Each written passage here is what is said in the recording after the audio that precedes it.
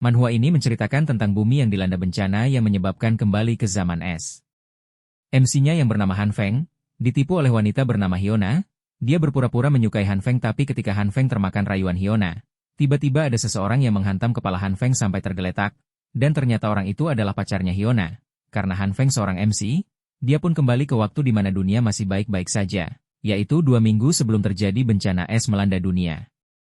Dia memendam dendam kepada Hyuna dan juga pacarnya. Han Feng menyiapkan segalanya untuk persiapan menghadapi bencana es yang akan datang 2 minggu lagi. Dia pergi keluar untuk membeli peralatan dan persediaan makanan yang dia butuhkan untuk bertahan selama bencana es, tapi sayangnya dia hanya punya uang yang sedikit.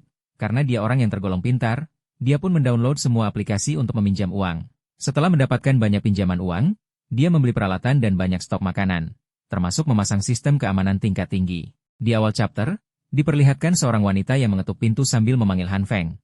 Wanita itu bernama Hyuna. Han Feng selama ini sangat menyukai Hyuna. Kemudian Han Feng langsung menyuruh Hyuna untuk masuk ke ruangannya karena di luar berbahaya. Tiba-tiba tanpa basa-basi, Hyuna langsung mencium Han Feng, yang membuat Han Feng menjadi salah tingkah. Hyuna dengan lembut bilang, kalau dia benar-benar mencintai Han Feng.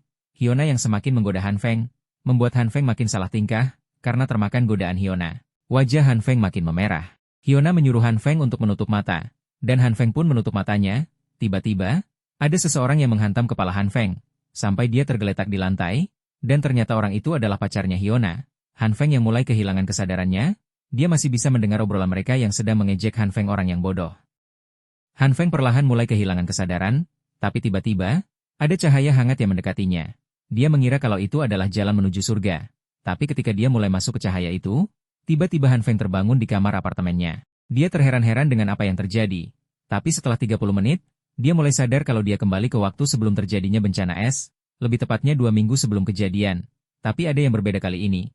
Ketika dia bangun ada cahaya merah di tangan kanannya, tidak ada rasa sakit, yang dia rasakan hanya kehangatan. Ketika dia bersin, tiba-tiba cahaya itu berubah warna menjadi warna hijau. Dia sampai kaget karena cahayanya tiba-tiba membesar. Dia sampai terheran-heran dengan apa yang terjadi. Apalagi ketika cahaya hijau itu mengecil kembali.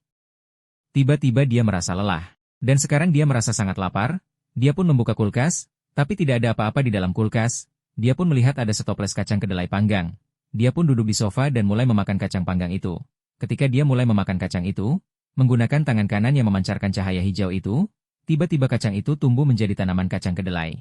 Dan secara bersamaan rasa lelahnya juga hilang. Begitu juga dengan cahaya hijau di tangannya juga hilang. Dia pun sadar ternyata itu adalah kemampuannya. Dia merasa terkesan dengan kemampuannya itu. Tapi sebelum dia melakukan hal lain, dia harus mempelajari kemampuannya terlebih dahulu. Dia harus menimbun persediaan makanan untuk bencana es yang akan datang dalam 2 minggu lagi. Dia memutuskan untuk pergi keluar sambil memikirkan tentang cahaya yang keluar dari tangannya. Ketika dia berjalan di keramaian, tiba-tiba dari belakang ada wanita yang memanggilnya. Ketika Han Feng menoleh, dia terkaget ternyata wanita itu adalah Hyuna. Hyuna adalah wanita impian Han Feng. Han Feng telah melakukan apapun untuk membuat Hyuna bahagia. Tapi ternyata Hyuna hanya memanfaatkan Han Feng. Sampai akhirnya Han Feng terbunuh juga karena wanita itu. Han Feng yang sudah sangat membenci wanita itu, mencoba menenangkan dirinya terlebih dahulu. Sekarang belum saatnya balas dendam. Karena Han Feng melamun, Hyuna pun mendekat ke arahnya, dan menanyakan kenapa Han Feng melamun. Han Feng beralasan dia melamun karena terpesona oleh kecantikan Hyuna. Tapi, Hyuna tersenyum tipis dan menjalankan aksinya yaitu mengajak Han Feng untuk belanja dengan nada menggoda. Han Feng yang sudah sadar bahwa dia hanya dijadikan mesin ATM, dia pun menolak ajakan Hyuna, dan langsung pergi meninggalkannya sampai membuat Hyuna terkejut. Han Feng pergi ke supermarket untuk belanja buat bertahan saat bencana es datang. Dia melihat panduan bertahan hidup di internet, untuk memutuskan membeli apa saja buat bertahan hidup. Tapi dia ada satu masalah yaitu, dia kekurangan uang untuk belanja. Dia memutuskan untuk mendownload semua aplikasi untuk melakukan pinjaman uang. Sebanyak apapun dia meminjam uang, dia tidak perlu takut gagal bayar. Karena siapa juga yang akan memikirkan pembayaran di saat terjadi bencana es. Di sisi lain, Hyuna yang sedang berjalan sambil menahan rasa kesal, karena Han Feng tidak menuruti apa yang dia mau, tiba-tiba ada mobil yang berhenti di dekat dia. Dan ternyata itu adalah Han Feng, yang membawa mobil baru dengan banyak sekali barang di mobil tersebut. Han Feng bilang ke Hyuna kalau dia dapat kiriman uang dari ayahnya yang mempunyai bisnis di Amerika. Makanya dia langsung membeli mobil baru dan beberapa barang yang dia sukai. Dia juga bilang kalau dia punya sebuah hadiah untuk Hyuna, agar Hyuna tidak mencurigai Han Feng. Padahal Han Feng sudah menyiapkan rencana untuk membalas dendam kepada Hyuna dan pacarnya. Han Feng menimbun persediaan makanan yang sangat banyak, sampai orang-orang di sekitarnya terheran-heran. Tapi untungnya Han Feng bisa membuat alasan dengan cukup baik tanpa dicurigai. Ada beberapa persediaan yang sensitif dan harus dipindahkan sendiri oleh Han Feng. Dia juga menyiapkan persediaan generator yang cukup untuk setidaknya 1 tahun untuk bahan bakar selama bencana es melanda. Bahkan dia memodifikasi ruangannya untuk menyimpan semua persediaan itu. Tidak terasa waktu bencana dimulai tinggal 1 hari lagi dan Han Feng sudah menyiapkan segala sesuatu untuk bertahan. Setelah menyiapkan semua persediaan, Han Feng sekarang bisa fokus mempelajari kekuatannya. Dia mulai dari menumbuhkan kacang kedelai seperti sebelumnya. Saat itu kekuatannya keluar secara tiba-tiba tanpa dia sadari. Tapi sekarang dia sudah bisa menumbuhkan kacang kedelai sesuka hatinya. Sekarang dia harus mencoba apakah kacang kedelai itu bisa dimakan atau tidak. Dia pun memberanikan diri dan mencoba memakannya. Dan ternyata sesuai dugaannya, kacang kedelai tersebut bisa dimakan. Sekarang dia harus mencoba ke bahan makanan yang lain. Saat dia membuka kulkas dan berpikir sejenak. Tiba-tiba dia kehilangan kesadaran dan terbangun kembali di sore hari dengan sayuran di tangannya. Dia merasakan sakit kepala dengan dapurnya yang berantakan dengan banyak sayuran. Dia pun menyadari kalau kemampuannya itu berdampak pada pikiran dan tubuhnya. Tapi setidaknya dia telah mempelajari sesuatu dari kemampuannya itu. Dia masih ingat kalau sebelum dia pingsan dia mencoba menggunakan kekuatannya pada setumpuk makanan yang berbeda. Ketika dia mencobanya lagi ada sebagian sayur yang tidak berpengaruh. Ada juga yang berefek seperti pada kacang kedelai, ada juga yang sampai meledak. Setelah ledakan, tanaman yang meledak berubah menjadi sesuatu yang dapat digunakan untuk memanaskan. Dia sekarang tidak perlu khawatir untuk menghangatkan badannya selama bencana es berkat kemampuannya itu. Sekarang dia fokus untuk mengontrol kekuatannya, walaupun dia berhasil untuk menumbuhkan tanaman tapi tingkat berhasilnya masih sangat acak. Setiap kali dia menggunakan kemampuannya, dia merasakan kelelahan. Untuk meningkatkan tingkat keberhasilannya dia mencoba memfokuskan pikirannya, dan akhirnya dia menyadari sesuatu. Ternyata kemampuannya berhubungan dengan kesadarannya. Setelah dia mengerti cara kerja kemampuannya, dia mencoba ke sesuatu yang berbeda yaitu ke daging. Tapi setelah dia coba, ternyata daging tidak ada reaksi apapun. Dia berpikir sejenak dan ingat kalau dia punya kemampuan yang berwarna merah. Dia pun mencoba menggunakan kemampuan yang berwarna merah ke daging. Ketika dia konsentrasi untuk menyalurkan kemampuannya, dagingnya berubah menjadi aneh. Setelah dia cek ternyata dagingnya matang. Dia pun menyimpulkan bahwa cahaya merah berfungsi untuk memanaskan sesuatu. Dia kepikiran sebuah ide yaitu bagaimana kalau dia menggabungkan cahaya hijau dengan cahaya merah. Ketika dia menggabungkannya tiba-tiba dagingnya membesar dan itu membuat dia terkejut. Setelah dia memeriksa daging yang membesar itu, daging itu seperti daging biasa tidak ada yang aneh. Dia mencoba lagi menggabungkan cahaya hijau dan merah tapi hasilnya malah gagal. Dia coba meluangkan waktu untuk berpikir sejenak. Ketika dia merasa sudah aman dari bencana es, tiba-tiba dia kepikiran kalau dia belum mempunyai senjata untuk alat pertahanan. Dia pun buru-buru membereskan sayuran yang berantakan sambil melihat ke jendela ternyata saljunya sudah turun. Setelah selesai dia pergi keluar untuk mencari pistol. Tapi di negaranya pistol itu ilegal tidak bisa didapatkan dengan mudah. Ketika dia kebingungan, tiba-tiba dia melihat seseorang yang tidak asing buat dia. Dan dia adalah Zhou Situnawisma, tidak sulit untuk mengenalinya apalagi dari gaya berpakaian yang berlebihan. Orang-orang memanggilnya Brother Lee, dia tinggal di lingkungan yang sama dengan Han Feng. Dia dikenal banyak orang karena dia orang yang bertanggung jawab dengan semua proyek yang dipercayakan kepada dia. Han Feng pun nyamperin Brother Lee. Siapa tahu dia punya koneksi untuk mendapatkan apa yang Han Feng butuhkan. Han Feng menyapanya dan basa-basi terlebih dahulu. Kemudian Han Feng membisikkan tentang apa yang dia butuhkan. Dan itu membuat Brother Lee sangat terkejut. Karena senjata api termasuk sesuatu yang ilegal, Han Feng pun beralasan kalau dihajar orang dan ingin membalas dendam. Tidak disangka Brother Lee pun termakan ucapannya dan setuju akan membantunya. Brother Lee bersedia mengantar Han Feng untuk mendapatkan apa yang dia mau. Setelah sampai di lokasi, Brother Lee langsung digerumuni orang-orang yang ada di sana dan menanyakan kenapa dia ke sana. Brother Lee mengajak Han Feng untuk menemui Bos Liu yang seorang pemimpin dari gemobolan di sana. Tidak perlu basa-basi, Bos Liu meminta Lee untuk langsung menjelaskan keperluannya. Brother Lee menjelaskan kalau Han Feng ingin membeli pistol dari Bos Liu. Dan dengan mudahnya Bos Liu memberikan pistol dengan harga 6.000. Han Feng bilang ke Bos Liu itu kalau dia ingin sesuatu yang lebih panjang yang ada skopenya. Bos Liu dengan berteriak mengatakan, jangan bilang kau ingin sniper rifle. Dan dengan nada marah dia menyuruh Han Feng mengambil pistol itu dan langsung pergi. Brother Lee menenangkan Bos dan menjelaskan alasan kenapa Han Feng ingin sniper. Brother Lee yang menambah-nambahkan cerita yang dibuat Han Feng. Membuat Bos Liu terprovokasi dan setuju untuk menyetujui permintaan Han Feng yang menginginkan sniper tapi harus menunggu beberapa hari. Bos Liu menyuruh anak buahnya untuk mengatur apakah mereka bisa mendapatkan sniper yang semi-auto beserta amunisinya. Sebagai hadiah buat Han Feng, Bos Liu memberinya pistol secara gratis, sebagai ucapan terima kasihnya. Han Feng mengingatkan Bos Liu kalau sebaiknya dia menimbun banyak persediaan karena akan ada cuaca yang tidak normal. Bos Liu menyadari kalau Han Feng tidak sedang bercanda dan akan mendengarkan saran dari Han Feng. Han Feng dan Brother Lee pun pergi setelah negosiasi selesai. Dalam perjalanan, Han Feng yang sedang memikirkan tentang persiapannya tiba-tiba terjatuh akibat salju yang licin. Sepertinya kakinya patah. Dengan kesakitan dia meminta Brotherly untuk membawanya ke rumah sakit. Dengan sekuat tenaga Brotherly membawa Han Feng ke mobil dan langsung menuju rumah sakit. Ternyata benar Han Feng mengalami patah tulang. Setelah Han Feng mendapatkan penanganan medis, Brotherly pergi sedangkan Han Feng harus menunggu untuk mendapatkan obatnya. Ketika Han Feng sedang bengong tiba-tiba perhatiannya teralihkan seorang perawat yang masih muda yang sedang menangani pasien dan juga akrab dengan anak-anak sehingga membuat Han Feng tertarik. Kakek-kakek yang duduk di sebelah Han Feng memanggil perawat tersebut, dan dengan sigap perawat tersebut langsung menghampiri orang tersebut dengan mengatakan kalau punggungnya sakit dengan modus ingin melecehkan perawat tersebut. Tiba-tiba Han Feng melempar tongkat penopang kakinya ke arah orang mesum itu dan beralasan kalau Han Feng tidak sengaja karena baru kali ini dia menggunakan tongkat penyanggah.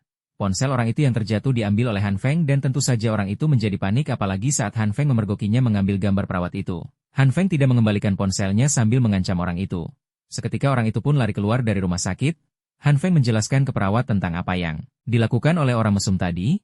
Ternyata benar perawat itu tidak menyadari apa yang terjadi. Han Feng yang lupa kalau kakinya sedang sakit tiba-tiba berteriak kesakitan dan langsung diperiksa oleh perawat tersebut. Setelah selesai Han Feng pun pergi dari rumah sakit itu sambil bergumam mungkin mereka tidak akan bertemu lagi karena bencana es yang melanda. Di rumahnya Han Feng dengan santai menonton berita tentang cuaca yang buruk. Bahkan di grup kompleknya juga membicarakan tentang salju yang turun. Han Feng dikejutkan dengan orang misterius yang mengatakan kalau kiamat zaman es akan segera dimulai. Di grup rumahan mulai terjadi perselisihan antara pemilik rumah dengan pihak properti, karena mereka tidak bisa keluar karena tertutup salju sedangkan pihak properti tidak bisa melakukan apa-apa. Tiba-tiba ada orang yang kelihatannya orang benar yang meredam konflik. Orang itu bernama Jiang. Walaupun awalnya masih ada yang mempertanyakan siapa sebenarnya Jiang, tapi lama-kelamaan orang-orang mulai percaya kepada Jiang. Bahkan Hyuna juga muncul untuk menarik simpati orang-orang terhadap dia. Tentu saja dengan kemampuan aktingnya, dia dapat dengan mudah mempengaruhi orang-orang itu. Tiba-tiba ada pesan masuk ke ponsel Han Feng. Dan ternyata dari Hyuna. Hyuna mencoba menggoda Han Feng agar Han Feng mau membelikan banyak persediaan untuknya. Han Feng yang sudah tahu sikap asli dari Hyuna, tidak termakan omongan dari Hyuna lagi. Baru 2 hari bencana es terjadi tapi Han Feng sudah mulai bosan. Apalagi kakinya yang belum sembuh total jadinya dia tidak bisa kemana-mana. Han Feng cuma bisa menonton video untuk mengobati rasa bosannya itu. Han Feng kepikiran untuk mencoba menggunakan kekuatannya untuk menyembuhkan kakinya. Tapi ternyata kakinya tidak bisa sembuh dengan kekuatannya itu. Ketika Han Feng menonton video di ponselnya, dia tertidur. Han Feng yang sedang tertidur, bermimpi sedang menunggangi kambing sambil memegang sebuah pecut. Tapi tiba-tiba dia terlempar dari atas punggung kambing itu dan terjatuh yang menyebabkan kakinya patah seperti di kenyataan. Kambingnya pun langsung menjilati kakinya, kemudian membanting Han Feng menggunakan lidahnya yang tiba-tiba memanjang. Seketika Han Feng pun terbangun dari tidurnya dengan berkeringat. Saat dia terbangun dia merasa kalau kakinya sudah tidak sakit lagi. Dan ternyata benar. Ketika dia coba untuk berdiri, kakinya sudah sembuh. Dia menyimpulkan kalau itu mungkin berkat cahaya hijau yang sebelumnya dia gunakan untuk menyembuhkan kakinya. Untuk memastikannya, dia mencoba melukai tangannya dengan menggunakan pisau, kemudian dia menggunakan cahaya hijau untuk menyembuhkan. Setelah melakukannya akhirnya dia memahami sesuatu. Di luar, orang-orang sedang bekerja sama untuk membersihkan salju yang menutupi jalan keluar. Jiang yang seperti memimpin orang-orang untuk bekerja sama. Orang-orang mulai percaya kepadanya. Jiang membicarakan tentang persediaan dengan Paman Liu. Seketika Paman Liu teringat kalau beberapa hari terakhir ada seseorang yang membawa persediaan dengan menggunakan truk kecil seperti yang sedang pindah rumah. Walaupun hal seperti itu adalah hal yang wajar untuk orang yang baru pindahan, maupun sedang melakukan renovasi, tapi Paman Liu merasa heran, karena orang itu membawa tangki bensin dan perapian, hal yang gak normal untuk orang yang baru pindah, seolah-olah orang itu sudah mempersiapkan untuk melewati bencana es ini. Sebelum perbincangan berlanjut ada 2 orang yang tiba-tiba mengganggu obrolan mereka. Karena saljunya semakin lebat, mereka memutuskan untuk kembali ke dalam untuk berlindung. Han Feng yang sedang tertidur pulas, tiba-tiba terbangun karena ada yang mengetuk pintu. Dan ternyata itu adalah Brotherly yang membawakan senapan semi-otomatis yang dipesan oleh Han Feng. Setelah Han Feng mendapatkan senapan yang dia pesan, dia sekarang fokus untuk mempelajari kemampuannya. Walaupun Han Feng sudah berkali-kali mencoba kemampuannya, tapi tingkat keberhasilannya masih sangat kecil, sekitar 1:10. Setelah Han Feng melakukan banyak sekali percobaan akhirnya dia mengerti kalau setiap jenis makanan memiliki perbedaan jumlah energi hijau yang harus Han Feng keluarkan. Jika salah maka akan gagal. Tiba-tiba dia teringat sebuah game yang sistemnya mirip dengan kemampuannya. Han Feng pun menjamkan dan mencoba kemampuan cahaya hijaunya, sambil membayangkan game tersebut. Dan Han Feng pun berhasil menguasai kemampuan dari cahaya hijau itu. Selanjutnya Han Feng mencoba bereksperimen ke daging. Daging agak berbeda dengan tanaman, jika gagal maka akan berubah menjadi cairan hitam yang menjijikan. Han Feng berkonsentrasi sambil membayangkan game yang sebelumnya berhasil terhadap sayuran. Dan 2, Han Feng gagal lagi dan lagi. Sampai Han Feng merasa sangat kesal. Setelah beberapa kali percobaan gagal sampai dapurnya berantakan oleh cairan hitam, akhirnya Han Feng berhasil melakukannya. Han Feng langsung terbaring di lantai karena kelelahan. Seperti biasa karena Han Feng bosan, dia hanya bisa menonton TV yang isinya berita tentang keadaan cuaca saat itu yang makin memburuk. Han Feng mendapatkan notifikasi dari grup komplek tempat tinggalnya. Ternyata di dalam grup orang-orang sedang panik karena cuaca tidak kunjung membaik. Apalagi tidak ada bantuan pemerintah yang datang kepada mereka. Truk makanan yang mereka harapkan datang tidak ada. Malah ada yang melihat sebuah tank yang melintas, dan ada yang menyimpulkan kalau sebentar lagi akan terjadi perang, yang membuat orang-orang menjadi semakin ketakutan. Orang-orang di grup komplek itu makin menyimpulkan berbagai macam pendapat, apalagi setelah mendengar kata perang. Jiang seperti biasa selalu seperti seorang pemimpin yang baik dan menenangkan semuanya. Jiang menyarankan agar mereka selalu membantu satu sama lain, dan untuk yang masih memiliki stok makanan yang cukup untuk mendonasikannya kepada yang sudah kehabisan stok makanan, Jiang langsung memberi contoh kepada semuanya. Kalau dia akan mendonasikan setengah dari stok makanan yang dia punya, kepada siapa saja yang sedang membutuhkan. Orang-orang mendukung idenya Jiang dan ada yang langsung ikut berdonasi seperti Jiang. Karena sudah ada beberapa yang mau berdonasi, Jiang mengusulkan untuk menunjuk beberapa penanggung jawab untuk mengelola donasi dari orang-orang. Jiang akan membentuk komite darurat sementara, sebagai penanggung jawab atas perbekalan yang disumbangkan. Han Feng yang mendengarnya, teringat kalau di kehidupan sebelumnya ada juga komite darurat sementara. Tapi bukan untuk mengelola perbekalan untuk orang-orang, tapi untuk memonopoli perbekalan dari semua orang. Hari ke hari suhu menjadi lebih dingin, semua orang berpikir bagaimana cara agar tubuh mereka tetap hangat dalam kondisi tersebut. Di saat semua orang kebingungan cara untuk bertahan hidup, Han Feng lagi asik main game dengan banyak makanan di sekitarnya. Ketika sedang asik bermain game, tiba-tiba ada yang menelpon Han Feng. Ternyata orang itu adalah yang penanggung jawab Blok 8, blok tempat tinggal Han Feng. Dia meminta Han Feng untuk ikut bekerja sama membersihkan salju di luar. Han Feng yang sebenarnya tidak mau, tapi dia tidak ingin berselisih dengan tetangga. Akhirnya dia keluar untuk bekerja sama dengan yang lain. Sebelum mereka membersihkan salju, saljunya sudah menutup pintu masuk, mereka mencoba mendorong pintunya dengan paksa. Setelah pintunya berhasil terbuka, hawa dingin pun langsung masuk, yang membuat semua orang merasakan kedinginan, apalagi Han Feng yang selama ini hidup nyaman di dalam rumahnya dengan penghangat ruangan. Tiba-tiba Han Feng mendengar suara yang tidak asing. Dan ternyata benar itu adalah Brother Li. Dia langsung nekat pergi keluar dan masuk ke dalam tumpukan salju. Tidak lama, kemudian dia malah minta tolong karena terjebak dalam salju awok-awok. Ketika dia berhasil diselamatkan, mereka langsung menutup pintu masuknya. Han Feng menyarankan untuk pergi ke parkiran untuk menemui penanggung jawab terlebih dahulu. Dan urusan salju biar nanti mereka pikirkan lagi. Ketika mereka sampai di parkiran, ternyata sudah ada banyak orang. Dengan Jiang berada di tengah sebagai penanggung jawab. Dengan kata-katanya, Jiang mendapatkan kepercayaan orang-orang. Brother Li yang sedang kedinginan akibat kejadian tadi, dia memutuskan untuk pergi duluan. Han Feng tiba-tiba mendengar suara yang tidak asing lagi di antara kerumunan banyak orang, dan ternyata benar, itu suara perawat yang mengobatinya saat di rumah sakit. Saat perawat itu hampir jatuh, Han Feng dengan cepat menolongnya, ternyata perawat itu masih mengingat Han Feng. Perawat itu menanyakan tentang kondisi kaki Han Feng. Karena Han Feng sudah beraktivitas seperti biasa, Han Feng beralasan kalau kakinya sudah sembuh. Karena memang sejak kecil proses penyembuhannya lebih cepat dari kebanyakan orang. Dan dengan polosnya perawat itu percaya dengan apa yang dikatakan oleh Han Feng. Han Feng menawarkan diri untuk membantu membawakan barang-barang yang dibawa oleh perawat itu. Han Feng tidak mengira ternyata barang-barang yang dibawa oleh perawat itu sangat berat. Han Feng menanyakan apa isi dalam kotak tersebut. Perawat itu menjawab, kalau isinya peralatan medis yang akan dia sumbangkan. Perawat itu meminta Han Feng jangan memaksakan dirinya. Sebenarnya perawat itu lebih kuat dari kebanyakan laki-laki. Han Feng terkejut dan menanyakan apakah perawat itu sudah kuat sejak masih kecil. Perawat sambil menunduk mengatakan kalau ada alasan di balik kekuatannya itu. Dan dia tidak bisa menjelaskan secara detail kepada Han Feng. Perawat itu mengalihkan pembicaraan. Karena mereka belum saling tahu nama masing-masing, mereka pun memutuskan untuk berkenalan, dan nama perawat itu adalah Jin Sui. Ketika mereka sedang mengobrol, menanyakan satu sama lain, tiba-tiba ada yang menyenggol Jin Sui, dan Jin Sui pun terdorong ke arah Han Feng. Sampai badan mereka bersentuhan, hal itu membuat muka Han Feng menjadi merah. Tidak lama kemudian muncul wanita yang sangat Han Feng benci, yaitu Hyona. Dengan cepat Hyona langsung menggoda Han Feng sambil menanyakan siapa wanita yang bersama Han Feng. Karena tiba-tiba ada Hyona. Jin Sui pun memutuskan untuk pergi dan membawa barang yang akan didonasikannya sendiri. Han Feng menanyakan kenapa Hyona ada di situ. Hyona mengatakan kalau dia ke sana untuk mengambil keperluan. Dengan nada menggoda, Hyona menanyakan apakah Han Feng masih mempunyai persediaan makanan di rumahnya. Dan mengatakan kalau dia sudah hampir kehabisan makanan. Han Feng cuma mengatakan kalau dia juga tidak punya cukup persediaan makanan. Tapi dia bisa berbagi dengan Hyona. Dan mengajak Hyona untuk mampir ke rumahnya untuk beberapa hari. Hyona terkejut mendengar apa yang diucapkan oleh Han Feng, dan langsung menolak dengan halus, tawaran dari Han Feng untuk mampir ke rumahnya. Karena Hyuna menolak dengan nada cuek, Han Feng dengan lantang mengatakan, kalau Hyuna tidak mau, dia mau pulang saja. Dan seketika raut muka Hyuna berubah sambil menahan Han Feng agar tidak pergi dulu. Dengan muka menggoda tetap merayu Han Feng. Jika Han Feng tidak tahu tentang sikap asli Hyuna, sudah pasti Han Feng termakan rayuannya itu.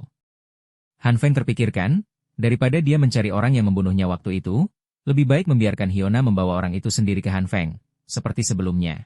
Han Feng kemudian berkata baik lagi kepada Hyuna, dan akan membawakan makanan besok kepada Hyuna. Hyuna pun pergi dengan senyum tipis, seolah dia telah berhasil membodohi Han Feng. Han Feng yang sudah tahu apa yang akan terjadi, cuma tersenyum dan kembali ke rumahnya. 2 hari kemudian saat Han Feng sedang makan, ada banyak notifikasi dari Hyuna, yang menanyakan makanan yang dijanjikan Han Feng 2 hari yang lalu, tapi Han Feng gak ada kabar selama 2 hari itu. Han Feng tidak menghiraukan notifikasi handphonenya, dan tetap menyantap makanannya dengan lahap. Ketika Han Feng sedang makan, dia terpikirkan soal eksperimennya beberapa hari ini, dan dia yakin akan 2 hal.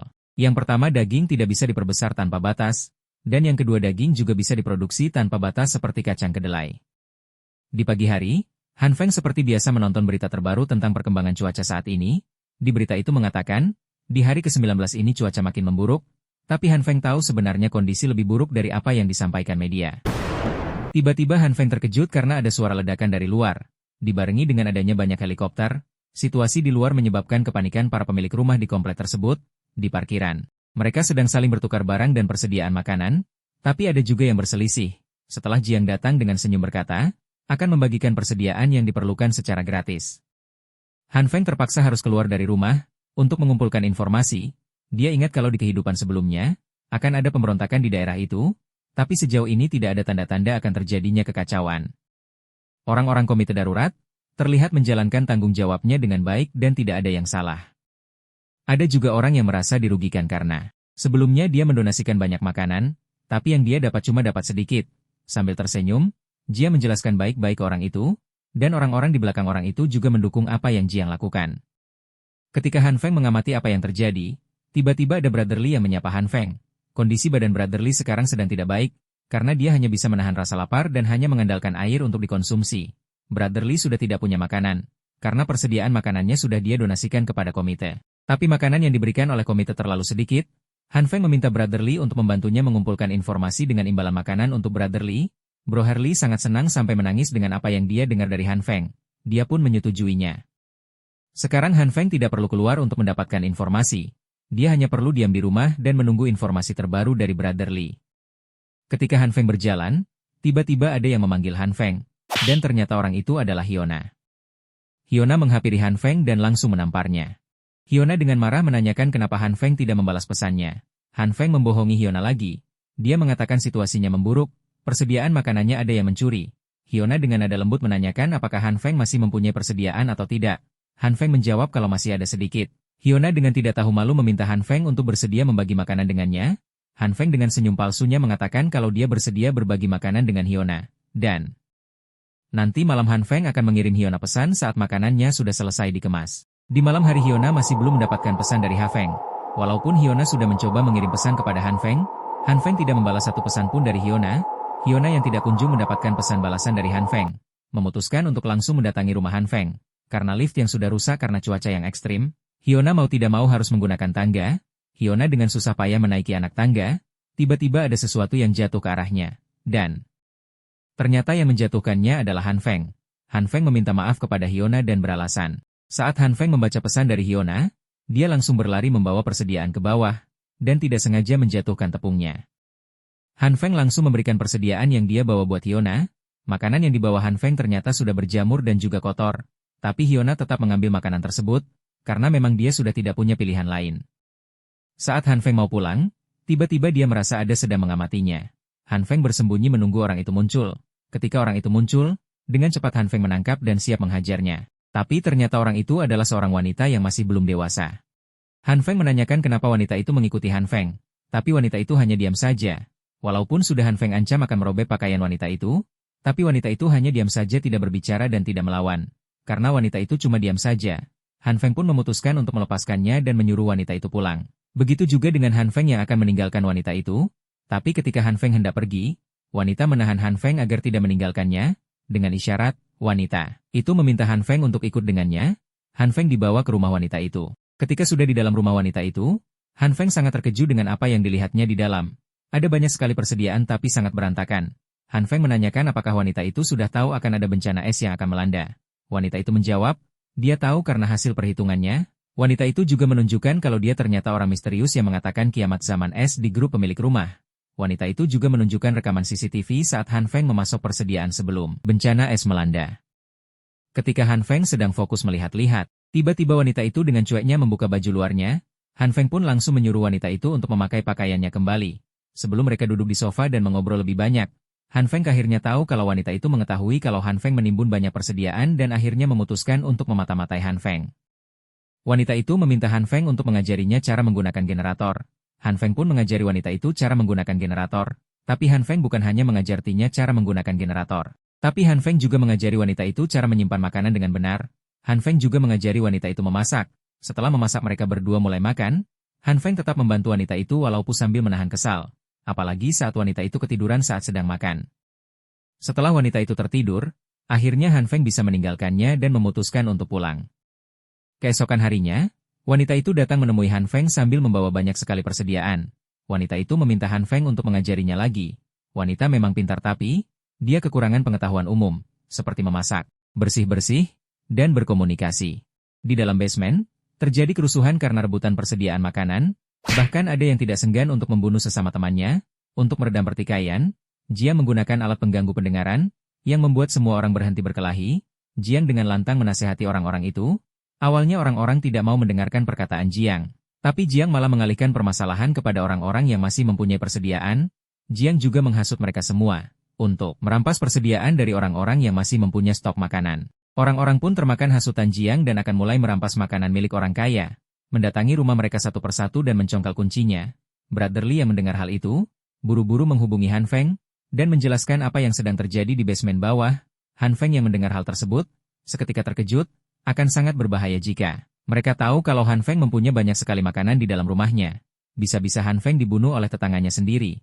Han Feng yang mempunyai senapan juga tidak akan sanggup menghadapi semua orang yang sedang kelaparan itu. Han Feng dengan cepat langsung menyiapkan segala cara untuk mengatasi amukan para tetangganya itu. Saat Han Feng sedang melakukan persiapan, tiba-tiba listrik mati. Han Feng yang sudah tahu cepat atau lambat pasti akan terjadi pemadaman listrik, dia langsung menyalakan generator listrik untuk mendapatkan listrik kembali. Di sisi lain Hyuna sedang makan mie instan di tempat orang kaya, yang mempunyai banyak sekali persediaan. Ketika mereka berdua bersantai, tiba-tiba di luar terjadi kerusuhan, orang-orang mulai mendobrak pintu rumah orang kaya itu. Han Feng yang sedang memasang generator listrik merasa kesusahan, karena listriknya tidak kunjung menyala. Padahal Han Feng sudah merasa benar memasangnya, tiba-tiba kabel yang Han Feng pegang meledak. Duar, tidak lama kemudian, ada seseorang yang mengetuk pintu, dan ternyata dia wanita yang sebelumnya Han Feng bantu mengajarkan berbagai macam hal saat Han Feng hendak membuka pintunya. Dia teringat di kehidupan sebelumnya, dia dibunuh di depan pintu rumahnya. Han Feng pun mengurungkan niatnya untuk membukakan pintu untuknya, dengan alasan karena sekarang sedang terjadi kerusuhan di sana. Jadi Han Feng tidak bisa sembarangan membukakan pintunya.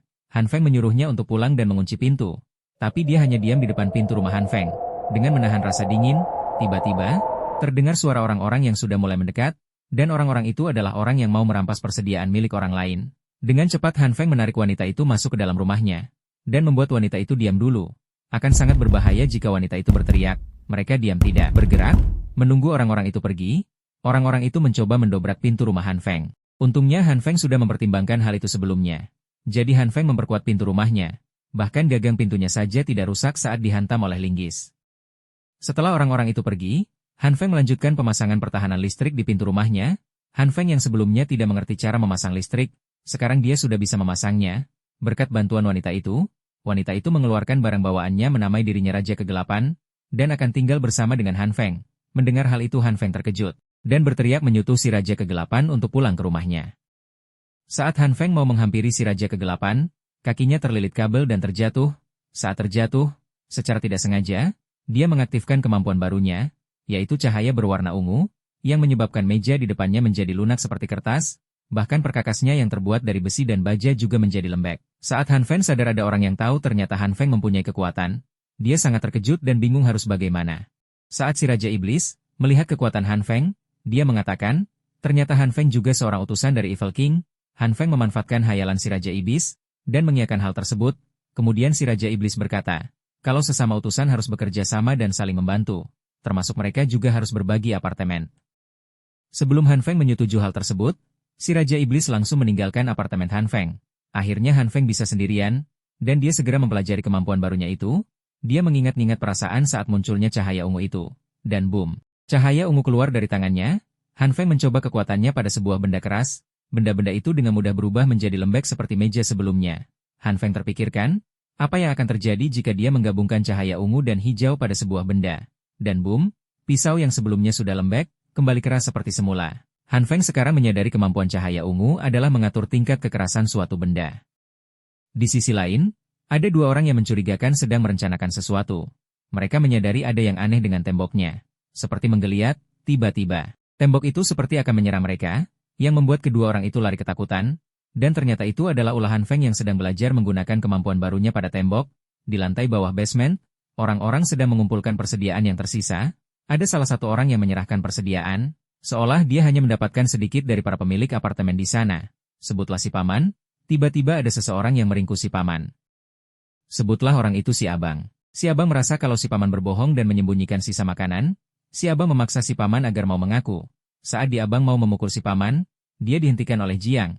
Jiang meminta si abang untuk melepaskan si paman terlebih dahulu, dan membicarakannya dengan baik-baik. Si abang pun menuruti perkataan Jiang, dan melepaskan si paman. Jiang dengan lembut mengulurkan tangannya ke si paman, dan meminta si paman untuk mengaku. Karena si paman sudah termakan kata-kata Jiang, si paman akhirnya mengaku dan menyerahkan makan yang dia sembunyikan. Dia beralasan kalau dia harus memberi makan 5 orang di rumahnya sedangkan jatah makanannya tidak cukup. Jiang memutuskan untuk memberikan jatah makanannya kepada si paman. Si paman pun pergi dan bilang ke Jiang, kalau Jiang membutuhkan sesuatu, dia bisa mengatakannya ke si paman. Jiang memberikan persediaan yang dia dapatkan dari si paman kepada orang-orang untuk dibagikan. Orang-orang di sana sangat mengagumi dan menghormati Jiang. Tapi ada seseorang yang menyadari ada yang salah dengan Jiang. Dia juga orang yang menyadari tindakan Han Feng yang menimbun barang sesaat sebelum terjadinya bencana es.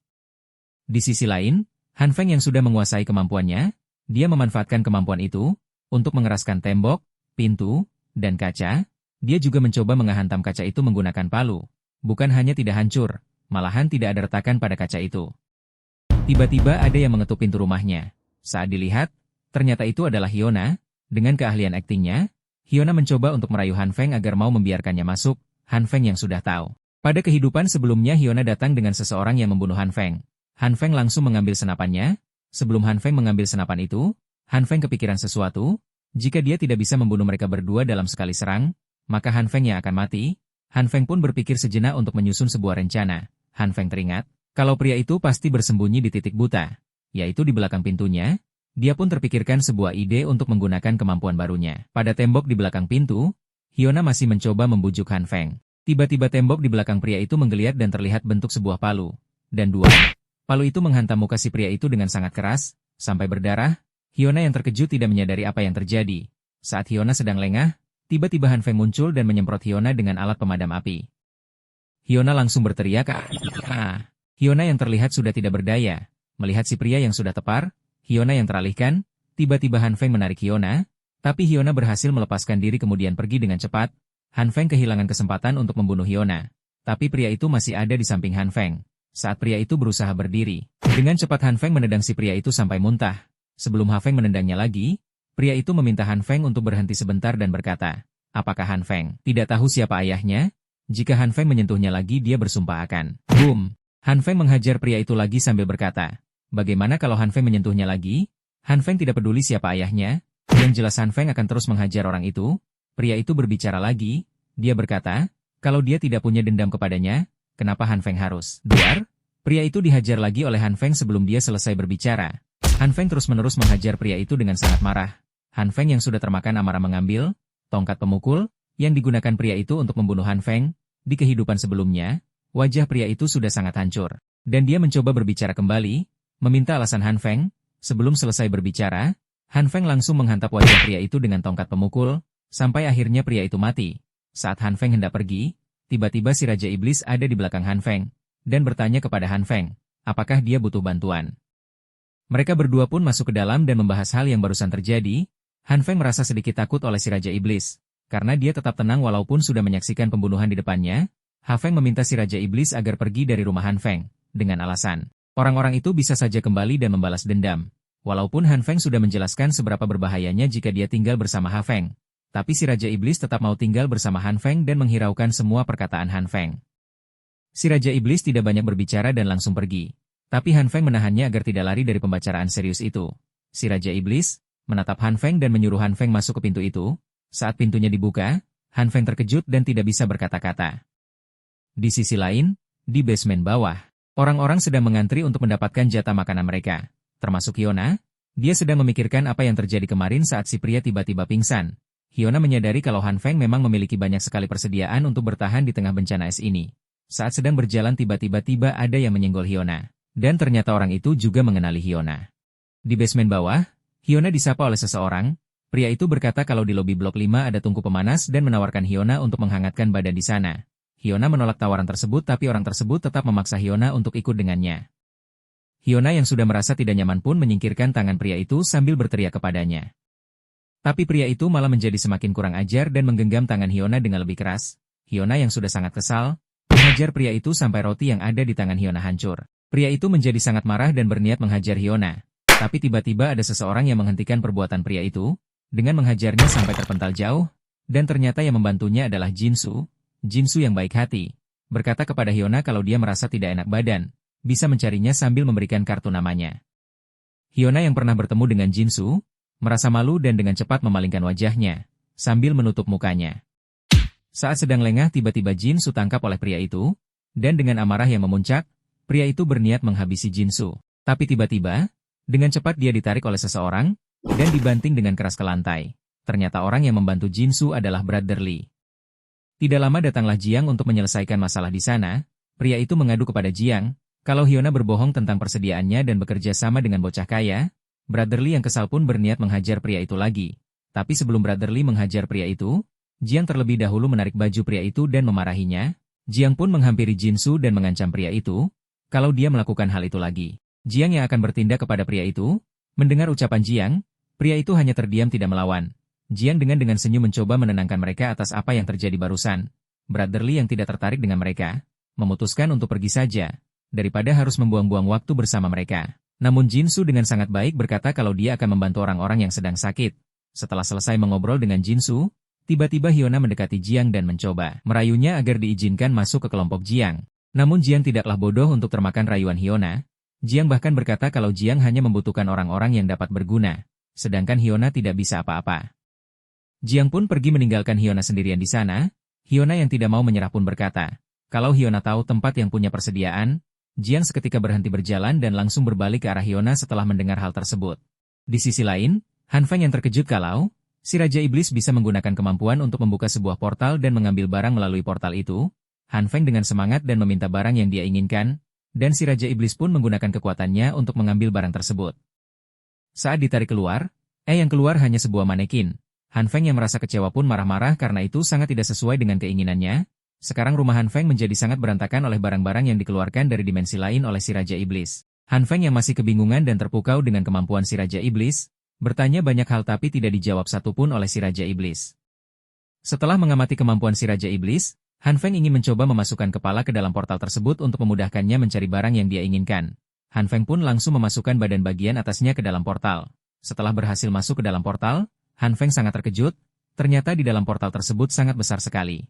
Han Feng jadi teringat akan kejadian saat sebelum dimulai bencana es. Ada sebuah supermarket yang tiba-tiba kosong dalam semalam. Han Feng yang sedang terpukau dengan apa yang dia lihat, sampai dia tidak sadar kalau dia tidak bisa bernafas. Dengan cepat dia keluar dari portal itu sebelum kehilangan kesadarannya. Han Feng marah-marah ke si Raja Iblis, sambil berkata, kenapa dia tidak memberitahu Han Feng, kalau di dalam tidak ada oksigen. Si Raja Iblis hanya terdiam tidak menghiraukan perkataan Han Feng. Tidak lama kemudian, si Raja Iblis berhasil menemukan barang yang mereka inginkan, dan langsung mengeluarkan barang tersebut dari portal. Han Feng yang sebelumnya marah-marah, setelah si Raja Iblis menemukan barang yang dia inginkan langsung menjadi senang kembali. Tidak sampai di sana, ternyata barang tersebut ada banyak sekali sampai Han Feng terdiam melihatnya.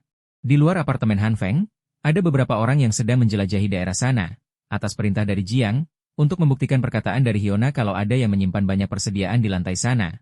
Untungnya Han Feng sudah memasang kamera pengawas berkat bantuan si Raja Iblis. Mereka berdua bekerja sama untuk mengusir orang-orang itu. Tiba-tiba orang-orang itu mendengar sesuatu, dan dua orang di belakang yang sebelumnya melihat hantu tembok menjadi sangat ketakutan sampai badan mereka gemetar. Ternyata suara tersebut adalah mobil mainan yang membawa petasan. Mobil mainan itu meluncur menyerang mereka dengan petasan yang meledak, yang membuat mereka tidak bisa melihat apa-apa. Si Raja Iblis menggunakan drone untuk menyerang mereka menggunakan perasan yang lebih besar. Tapi salah satu dari mereka berhasil memukul bagian drone, yang menyebabkan satu baling-balingnya tidak dapat berfungsi. Si Raja Iblis terpaksa mengamankan drone tersebut dengan cara menerobos kaca gedung dan mendaratkannya di luar agar tidak dapat diambil oleh mereka. Han Feng terpaksa harus pergi sendiri untuk mengambil drone itu. Karena drone itu sangat penting bagi mereka berdua. Sebelum Han Feng pergi, si Raja Iblis mengatakan kalau di luar ada mayat. Tentu saja Han Feng terkejut mendengarnya. Setelah melihat ke monitor, ternyata itu adalah Brotherly yang sedang tergeletak di lantai. Setelah melihatnya, Han Feng memutuskan untuk pergi keluar, tapi sebelum dia pergi dia memberikan walkie-talkie kepada si Raja Iblis untuk berkomunikasi. Han Feng juga membawa pistol untuk berjaga-jaga. Dia juga berharap kalau nantinya dia tidak perlu sampai menggunakan pistol tersebut. Han Feng pun pergi sendirian keluar, dengan arahan dari si Raja Iblis, untuk memastikan kalau Han Feng tidak akan kesergap oleh kelompok penjara persediaan. Orang-orang yang sebelumnya melakukan pengecekan pada blok 18 yaitu tempat apartemen Han Feng berada, mereka melaporkan semua kejadian kepada pemimpin mereka, Jiang. Setelah melakukan tugasnya, mereka mendapatkan makanan dari Jiang dengan porsi yang rata. Hyuna yang masih mencoba membujuk Jiang untuk memasukkannya ke dalam kelompok, ditolak mentah-mentah oleh Jiang. Mereka memutuskan untuk pergi dengan yang lainnya untuk mengecek blok 18 tersebut, dengan dipimpin oleh Jiang langsung, tidak seperti sebelumnya yang cuma beberapa orang yang memeriksa blok 18, sekarang mereka beramai-ramai untuk mengecek blok 18, ketika menyusuri tangga, mereka menemukan seseorang yang tergeletak, dan orang itu adalah Brotherly. Mereka memberikan air hangat untuk diminumkan ke Brotherly. Seketika Brotherly berteriak kepanasan, akhirnya setelah dikasih minum air hangat, Brotherly pun tersadar kembali. Ketika Brotherly tersadar, dia tidak mengucapkan apa-apa, yang membuat si abang berteriak ke Brotherly, kalau Brotherly tidak sopan padahal sudah ditolong oleh Jiang, tapi tidak mengucapkan terima kasih sama sekali. Dengan tegas Brotherly menjawab, dia tidak akan berterima kasih pada orang yang merampas persediaan dari orang lain dan bersikap seperti seorang pahlawan. Mendengar jawaban dari Brotherly, membuat si abang marah, tapi ditahan oleh Jiang. Jiang mencoba untuk bersikap baik kepada Brotherly, dan mengajaknya untuk bergabung dengan kelompok Jiang. Bukannya menerima tawaran dari Jiang, Brotherly malah makin menjelek-jelekan Jiang. Han Feng sedang mengamati pertikaian Brotherly dan Jiang. Han Feng akhirnya tahu satu hal yaitu ternyata Jiang hanya memberikan satu makan setiap 3 hari. Han Feng menyimpulkan kalau Jiang memang tidak mempedulikan kondisi orang lain. Si abang yang sudah tidak bisa menahan amarahnya pun menjambak pakaian Brotherly. Hal itu tidak membuat Brotherly gentar sedikit pun. Malahan dia menyerang balik dengan menyundul kepala si abang, yang membuat si abang tersungkur ke belakang. Karena perbuatan tersebut, orang-orang di belakang menjadi terpancing dan sudah bersiap bertempur. Bukannya Brotherly ketakutan, tapi malah menantang mereka semua dengan muka mengejek. Han Feng yang sedang memperhatikan mereka, merasa khawatir kepada Brotherly, tapi dia juga tidak bisa bergerak sembarangan dengan kerumunan orang sebanyak itu. Han Feng berpikir sejenak, dia harus menolong Brotherly. Apalagi Brotherly sering membantu Han Feng saat sebelumnya. Han Feng memutuskan untuk mengeluarkan pistolnya untuk berjaga-jaga. Brotherly malah memprovokasi orang-orang untuk berkelahi dengannya. Sepertinya dia sudah tidak ingin melanjutkan hidup. Han Feng akhirnya memutuskan menggunakan pistolnya untuk mengancam kelompok Jiang. Ketika mendengar suara tembakan, orang-orang itu pun menjadi sangat panik. Han Feng berdiri di atas sambil menodongkan pistol, dan menyuruh mereka semua jangan ada yang bergerak. Tentu saja kelompok Jiang tidak ada yang berani bergerak. Mereka semua terdiam ketakutan. Han Feng memberikan kunci rumahnya kepada Brotherly dan menyuruhnya untuk pergi terlebih dahulu. Sedangkan Han Feng akan menahan kelompok Jiang. Mereka berniat menyerbu Han Feng. Tapi dengan cepat Han Feng menebakkan peluru lagi tepat di bawah kaki mereka, untuk mengancam agar tidak ada yang berani mendekati Han Feng dan Brotherly. Perlahan Han Feng pergi ke lantai atas dengan Brotherly, dengan mengancam akan menembak mereka. Jika mereka berniat mendekatinya, akhirnya Han Feng berhasil kabur dari kelompok Jiang. Setelah Han Feng pergi, Jiang menanyakan kepada kelompoknya, apa ada yang tahu siapa Han Feng? Hyuna menjawab, dialah Han Feng, dan tujuan mereka sekarang adalah rumahnya Han Feng. Si abang yang emosian, menjambak pakaian Hyuna sambil memarahinya karena Hyuna tidak mengatakan kalau Han Feng mempunyai pistol. Hyuna hanya menjawab, kalau dia juga tidak tahu kalau Han Feng mempunyai sebuah pistol. Jiang melerai mereka dan membeli Hyuna, dengan bilang kalau sekarang mereka tahu Hyuna tidak berbohong. Jiang memprovokasi orang-orang dengan mengatakan, jika Han Feng mempunyai senjata berarti dia juga mempunyai persediaan yang harus dia jaga. Orang-orang pun termakan ucapan dari Jiang, dan semakin marah kepada Han Feng karena dia mempunyai persediaan tapi tidak membaginya seperti mereka. Jiang memutuskan mundur dulu untuk menyusun strategi terlebih dahulu dan akan mendatangi rumah Han Feng dengan kondisi sudah siap. Han Feng dan Brother Li yang sudah berada di depan pintu rumah Han Feng segera membuka kunci pintunya, tapi Brother Li yang sedang gemetar kesusahan membukanya.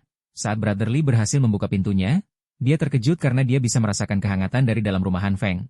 Han Feng dengan cepat menyuruh Brother Li untuk masuk. Ketika berada di dalam, Brother Li sangat terkejut sekaligus terpukau dengan apa yang dia lihat. Generator, radiator, bahkan makanan dan minuman yang sangat banyak sekali. Ketika Brother Li masih terpukau dengan apa yang dia lihat, tiba-tiba dia dikagetkan dengan kemunculan seorang gadis kecil, dan menanyakan drone kepada Han Feng. Karena kejadian barusan, Han Feng sampai lupa dengan tujuan utamanya keluar dari rumah.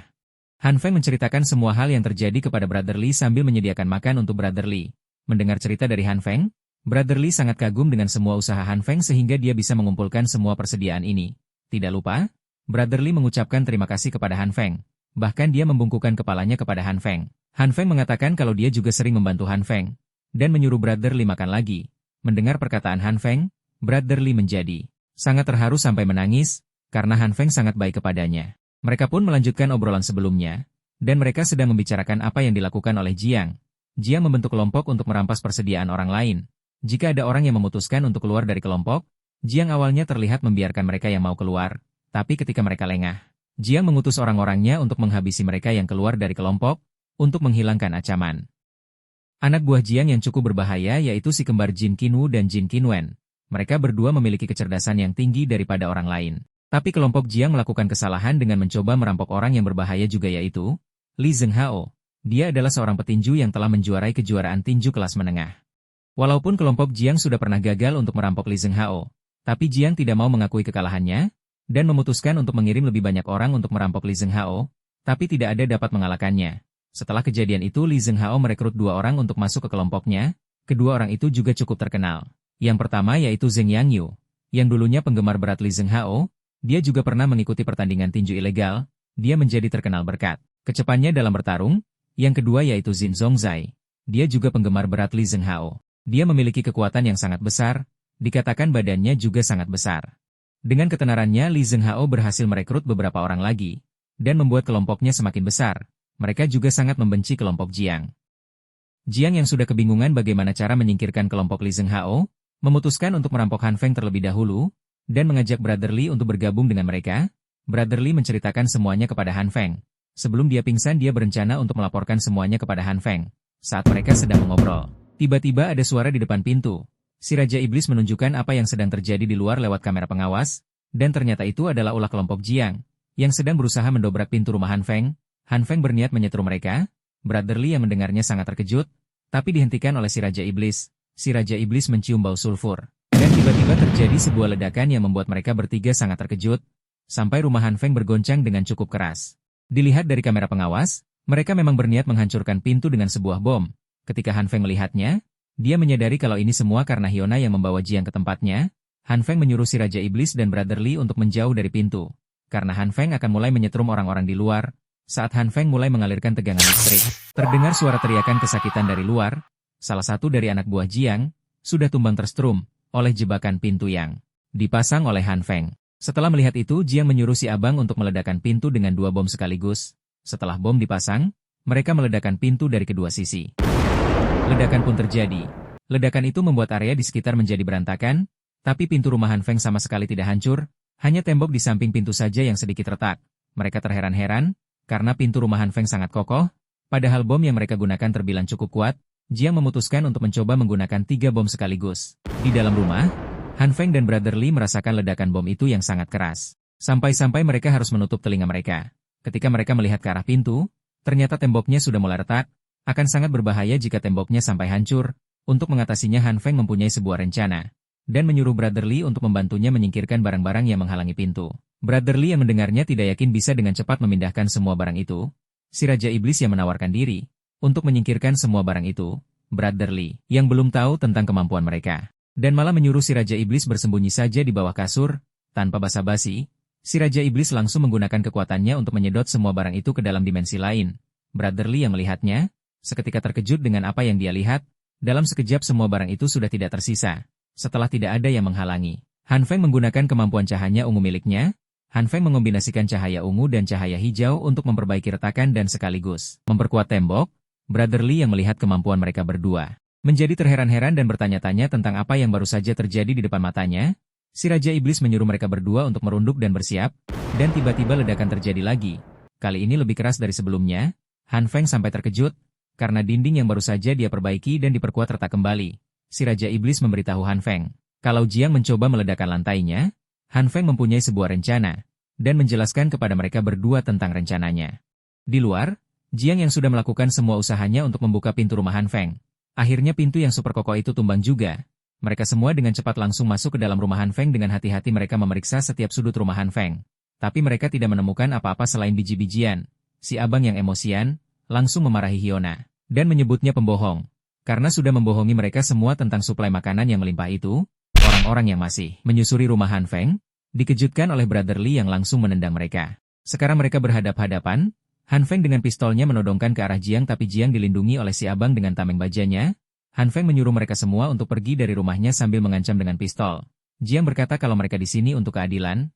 Han Feng berpikir akan percuma kalau mencoba menyadarkan semua orang ini tentang sebusuk apa sebenarnya Jiang. Han Feng terpikirkan sesuatu, dan berbohong lagi, kalau dia tidak punya persediaan apapun, dan semua itu, gara-gara Hyuna yang sebelumnya menipu Han Feng. Si abang seperti biasa selalu emosian. Dan langsung memarahi Hyuna karena sudah mempermainkan mereka semua.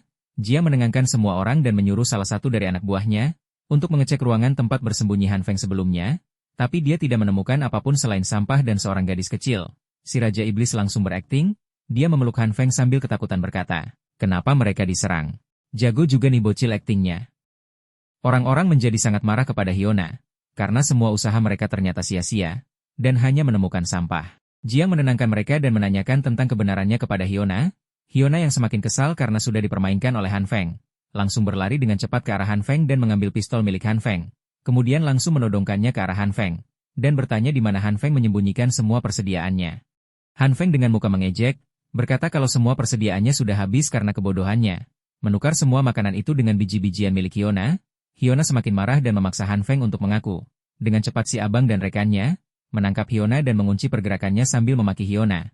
Saat Han Feng mau mengambil pistol yang sudah terjatuh di tanah, tiba-tiba ada seseorang yang mengambilnya, dan ternyata orang itu Jiang.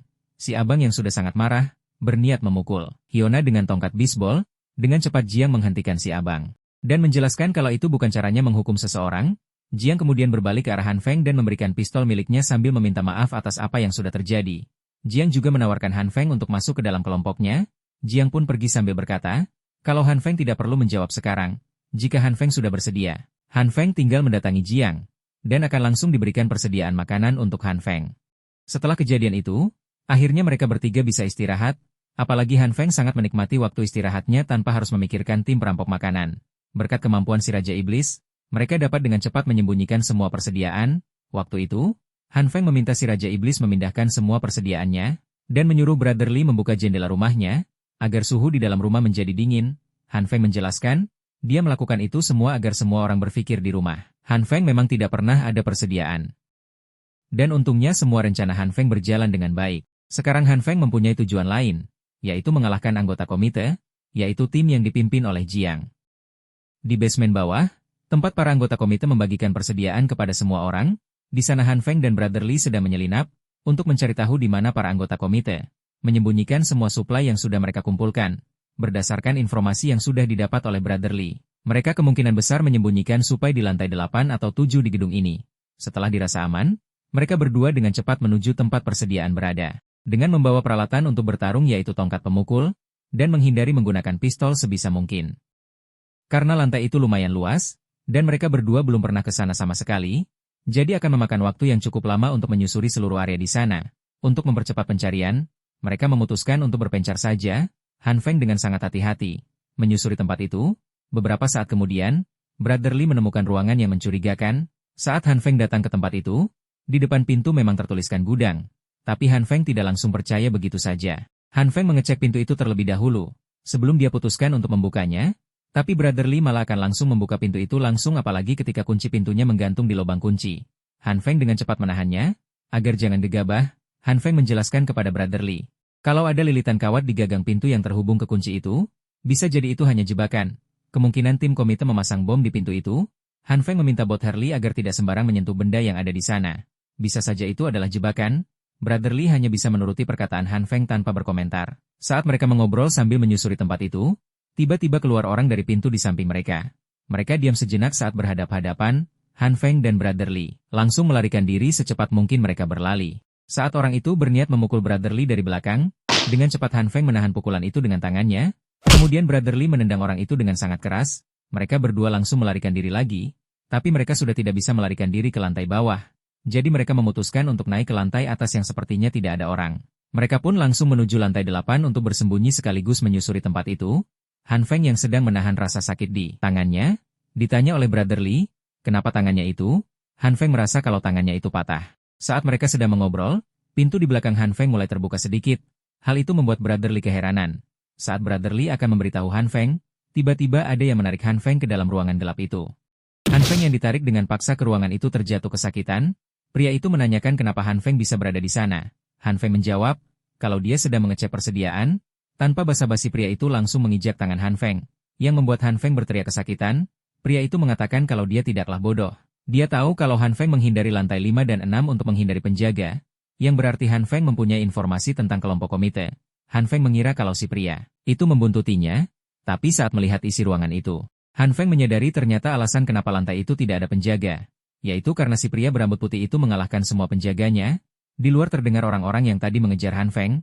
Han Feng terpikirkan kalau Brother Li dalam bahaya tapi dia juga tidak bisa berbuat banyak. Si pria berambut putih berjalan mendekati jendela dan kemudian membuka jendela itu. Han Feng bertanya, apakah dia akan melompat dari lantai 8?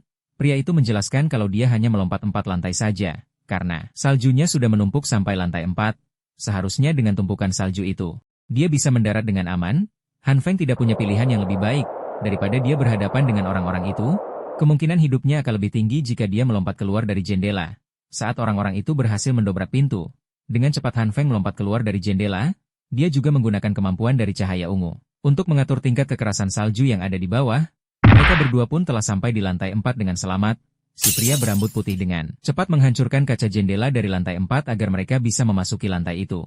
Han Feng hanya bisa mengikuti si pria berambut putih untuk menyelamatkan diri. Mereka berdiam sejenak untuk menghangatkan tubuh terlebih dahulu. Berkat pria berambut putih, Han Feng bisa lolos dari kejaran orang-orang komite. Han Feng terdiam dan berpikir ternyata pria itu juga pintar. Kemudian Han Feng bertanya, kenapa dia menolong Han Feng? Pria itu menjelaskan kalau Han Feng dan Brother Li bisa menghindari jebakan yang ada di lantai 7. Berarti mereka tidaklah bodoh. Dia ingin tahu apa yang mereka lakukan di sana. Dan bertanya apakah Han Feng mengetahui sesuatu tentang komite. Kalau Han Feng cuma diam tidak menjawab, pria itu mengancam akan membunuh Han Feng. Han Feng berpikir sejenak, kalau pria berambut putih ada di sana.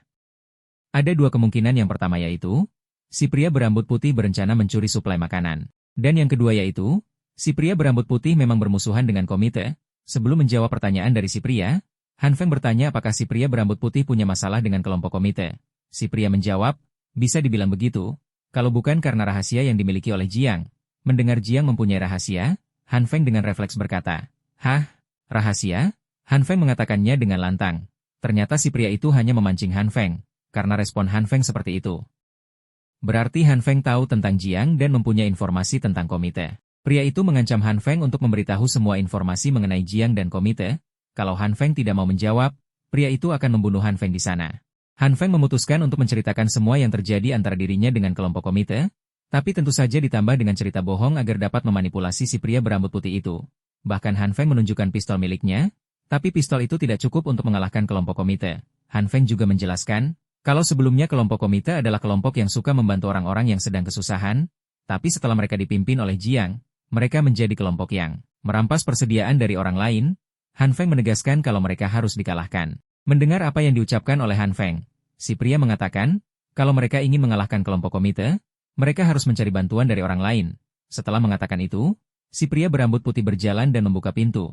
Saat setelah pintu dibuka, tiba-tiba ada seseorang yang menyerangnya. Si pria membalasnya dengan pukulan, tapi berhasil ditahan oleh orang itu. Si pria terkejut pukulannya bisa ditahan. Saat si pria akan menyerang untuk kedua kalinya, Han Feng berteriak untuk berhenti.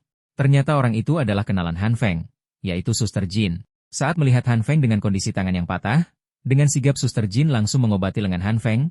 Suster Jin menjelaskan alasannya datang ke tempat itu, karena ingin menemui kakek Li, tapi ternyata kakek Li sudah tidak bernyawa. Ketika Han Feng bertanya kepadanya, apakah Jiang membiarkan Jin Sui masuk ke sana karena Jiang membutuhkannya? Jin Sui mengiyakan hal tersebut.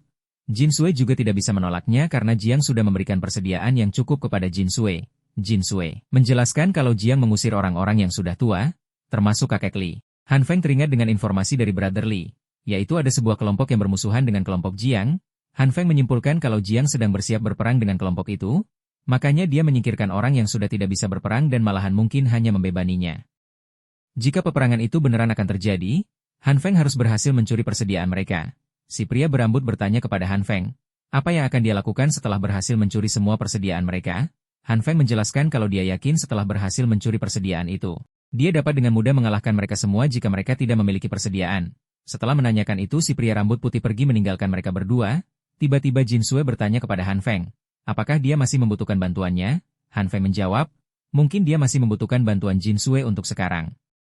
Orang-orang yang sebelumnya mengejar Han Feng dan Brother Li melaporkan apa yang terjadi kepada atasan mereka, yaitu si abang. Dalam kerusuhan itu tiba-tiba muncul seseorang, dan ternyata itu adalah Han Feng dengan kondisi satu tangannya terluka.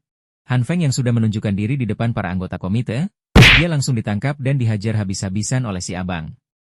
Si abang sangat marah kepada Han Feng, karena dia berusaha untuk mencuri persediaan makanan mereka. Di saat si abang masih memukuli Han Feng, tidak lama ada seseorang yang memberitahu si abang kalau Jiang telah memanggil mereka untuk berkumpul. Akhirnya Han Feng dibiarkan sendiri di ruangan itu. Setelah mereka semua sudah pergi, Han Feng langsung menggunakan kemampuan dari cahaya hijau untuk menyembuhkan luka-lukanya. Setelah luka-lukanya sudah pulih, Han Feng langsung melepaskan ikatan pada badannya. Han Feng memang sudah pulih, termasuk tangan yang sebelumnya patah, tapi dia sekarang merasa kelelahan karena telah menggunakan banyak energi untuk menyembuhkan dirinya. Saat Han Feng sudah merasa baikan, tiba-tiba terdengar suara orang-orang komite yang menuju ke ruangannya. Dengan cepat Han Feng berpura-pura kesakitan lagi dan melilitkan tali ke badannya. Ternyata orang-orang komite telah menangkap seseorang lagi, yang kemudian dimasukkan ke ruangan itu bersama Han Feng. Han Feng tetap diam agar orang-orang tidak mencurigainya. Dia hanya mengamati apa yang terjadi menggunakan indera pendengarannya. Setelah dirasa orang-orang itu sudah pergi, Han Feng mencoba melihat siapa orang yang telah ditangkap oleh kelompok komite selain dirinya. Ternyata dia adalah Brother Li yang sudah babak belur. Bahkan Brother Li sampai pingsan tidak sadarkan diri. Untuk menyadarkan Brother Li, Han Feng menamparnya dengan lumayan keras. Dengan tamparan Han Feng, akhirnya Brother Li tersadar kembali. Tapi si sialan Han Feng malah menampar sisi yang udah bonyok. Brother Li menceritakan kejadian setelah Han Feng ditarik oleh si pria berambut putih ke dalam ruangan. Saat itu Brother Li melihat anggota komite yang mendekatinya. Kemudian dia bersembunyi di sebuah ruangan yang sudah dia kunci. Di dalam ruangan itu, dia melihat ada sebuah lubang kecil yang menghubungkan ruangannya itu dengan ruangan di bawah. Karena dia khawatir akan ditemukan oleh orang-orang itu, maka Brother Li memutuskan untuk pergi ke ruangan bawah dengan bergelantungan menggunakan kabel di sana. Dia mengira kalau dia akan terhubung dengan basement 1 tapi ternyata itu adalah basement 2. Brother Li dikejutkan dengan banyak sekali kota yang sudah tersegel rapat. Saat Brother Li mencoba membuka salah satunya, ternyata isinya tuh sosis dengan ukuran yang besar. Saat Brother Li sedang fokus ke sosis-sosis besar itu, tiba-tiba ada seseorang di belakangnya dengan membawa tongkat pemukul. Dan setelah itu dia tidak ingat apa-apa lagi. Selain saat dia ditampar oleh Han Feng untuk membangunkannya. Setelah mendengar cerita dari Brother Li, Han Feng tidak yakin kalau itu benar-benar sosis. Karena kalau komite punya suplai makanan sebanyak itu, kenapa juga mereka harus bersusah payah mencuri suplai makanan dari Han Feng? Han Feng berpikir lagi dan terpikiran kalau sebelumnya Jiang meminta Han Feng dan Brother Li bergabung dengan kelompoknya dan akan diberikan persediaan kepada mereka. Tapi Jiang justru menangkap mereka seperti ini. Mereka berdua langsung terpikir, mungkin saja Jiang berencana membunuh mereka berdua. Raut muka mereka berdua langsung berubah ketakutan. Saat mereka sedang mengobrol, mereka mendengar ada orang yang mau masuk ruangan itu. Dengan cepat mereka bersembunyi sampai orang-orang itu kebingungan. Kemana perginya Han Feng dan Brother Li? Ketika orang-orang itu sedang lengah, dengan cepat Han Feng dan Brother Li meringkus kedua orang itu sampai tidak sadarkan diri. Setelah mereka membereskan kedua orang itu, mereka langsung keluar dari ruangan itu. Han Feng berniat untuk melaporkan semuanya kepada si Raja Iblis. Apalagi tentang sosis-sosis mencurigakan itu. Tapi saat Han Feng mencoba menghubunginya, koneksi mereka terputus dan hanya terdengar suara sinyal aja. Han Feng takutnya si Raja Iblis membukakan pintu markasnya kepada orang lain. Apalagi kepada Hyuna yang memang sudah tahu kalau Han Feng mempunyai banyak persediaan. Setelah Han Feng keluar dari ruangan itu, mereka mendengar suara keramaian dari lorong. Ternyata itu suara dari orang komite yang sedang mengevakuasi para orang tua, perempuan dan orang-orang yang sudah terluka. Han Feng dan Brother Li mengira kalau kekacauan itu mungkin karena perselisihan mereka dengan kelompok Li Zheng Hao. Mereka berdua pun memanfaatkan kekacauan itu dan mencoba berbaur dengan orang-orang di sana. Tentu saja mereka juga menutupi wajah mereka agar tidak ketahuan. Tiba-tiba dari kejauhan terdengar teriakan orang yang seperti kesakitan. Dan ternyata benar itu adalah ulah dari kelompok Li Zheng Hao. Hyuna yang sedang bertingkah mencurigakan di depan pintu markas Han Feng. Tiba-tiba dikejutkan dengan kedatangan Jin Sui. Saat ditanya Hyuna sedang apa, Dia hanya menjawab kalau dia sedang mencari makanan, tapi Jin Sui tidak terlalu mempercayainya. Apalagi jika memang sedang mencari makanan, kenapa harus dengan segerombolan orang itu? Jin Sui mengatakan kepada Hyuna dan gerombolannya, kalau dia ke sana untuk mengobati yang sakit. Hyuna tidak percaya dengan apa yang ucapkan oleh Jin Sui. Hyuna berpikir kalau Han Feng dan Jin Sui sedang merencanakan sesuatu. Kemudian Hyuna menyuruh 2 orang dari mereka untuk menangkap Jin Sui. Dan bodohnya orang-orang ini mau nurut aja sama si cewek brengsek Hyuna. Jin Sui yang merasa tidak nyaman dengan perlakuan orang-orang itu, dengan kekuatan besarnya dia melempar kedua orang itu sampai tergeletak di lantai. Orang-orang yang melihatnya sangat terkejut termasuk Hyuna. Hyuna kemudian mengeluarkan pisau dari sakunya, dan langsung menyerang Jin Sui dengan pisau itu. Hyuna brengsek emang. Hyuna malah memprovokasi orang-orang kalau Jin Sui bukanlah wanita biasa. Ketika Jin Sui sudah mulai terpojok, pintu markas Han Feng terbuka. Dan tiba-tiba senjata yang dipegang oleh Hyuna dan para gerombolan bodohnya mulai bergerak-gerak yang membuat mereka terheran-heran. Ternyata itu adalah ulah si Raja Iblis yang menggunakan kemampuannya, yang menyebabkan semua senjata itu tertarik ke dalam portal miliknya. Ini si Raja Iblis lagi cosplay kah jadi Naruto. Dia dengan segel di tangnya membuat semua orang juga ketarik. Di sisi lain terjadi pertempuran yang disebabkan oleh kelompok Li Zheng Hao. Han Feng dan Brother Li juga dikejar-kejar oleh si Jin Zhongzai. Si Jin Zhongzai sangat marah karena dia telah dipukul wajahnya oleh Han Feng. Apalagi Han Feng menggunakan kemampuannya untuk mengeraskan sarung tangannya. Ternyata bukan hanya kelompok Li Zheng Hao saja yang mengejar mereka, tapi kelompok komite juga mengejar mereka. Han Feng khawatir kalau begitu terus, mereka bisa tertangkap. Han Feng yang sudah mempunyai sebuah rencana untuk menyingkirkan orang-orang itu, menyuruh Brother Li untuk pergi ke markas terlebih dahulu. Sedangkan Han Feng akan mengalihkan perhatian mereka, untuk memancing orang-orang itu. Han Feng memprovokasi mereka dengan mengatakan, kalau dialah orang di balik mahalnya harga suplai. Tentu saja semua orang menjadi sangat marah kepada Han Feng dan mengejarnya. Sekarang semua orang berniat untuk membunuh Han Feng. Han Feng yang sedang mencoba mengalihkan perhatian mereka. Tiba-tiba ada seseorang yang berhasil menghajarnya sampai terpental. Han Feng yang sedang kesakitan memaksakan dirinya untuk berdiri. Dan memang tujuan Han Feng yaitu tembok di belakangnya. Dia menggunakan kemampuan cahaya ungu pada tembok itu, yang membuat semua orang merasa terheran-heran karena temboknya tiba-tiba menyala. Setelah mereka terheran-heran oleh tembok yang bersinar, sekarang mereka juga terkejut karena cahaya pada tembok tiba-tiba menghilang. Ketika mereka terdiam keheranan, tiba-tiba tembok itu hancur dan salju yang tertumpuk di luar otomatis masuk ke dalam yang menyebabkan semua orang menjadi sangat panik dan berlarian. Setelah Han Feng berhasil keluar dari tumpukan salju itu, akhirnya dia bisa terlepas dari orang-orang itu. Dia merasa terheran-heran karena dia tidak merasa kelelahan. Padahal sudah menggunakan kekuatannya untuk membuka tembok besar itu, Han Feng mengira mungkin saja kekuatannya telah berkembang.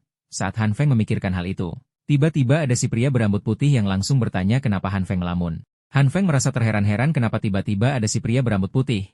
Dia menyimpulkan mungkin saja pria berambut putih selama ini mengawasi apa yang dilakukan oleh Han Feng. Saat mereka berdua terdiam, tiba-tiba orang-orang itu mulai mencari keberadaan Han Feng lagi. Dengan cepat pria berambut putih menarik Han Feng keluar dari tumpukan salju itu, dan membawanya ke sebuah ruangan yang tidak ada siapa-siapa. Setelah mereka merasa sudah aman dari kejaran orang-orang itu, Han Feng menanyakan, siapa sebenarnya si pria rambut putih itu dan kenapa dia membantu Han Feng. Akhirnya si pria berambut putih itu mengenalkan dirinya, yang ternyata dia adalah Li Zheng Hao. Han Feng yang mendengarnya seketika terkejut, karena Li Zheng Hao adalah musuh dari kelompok Jiang.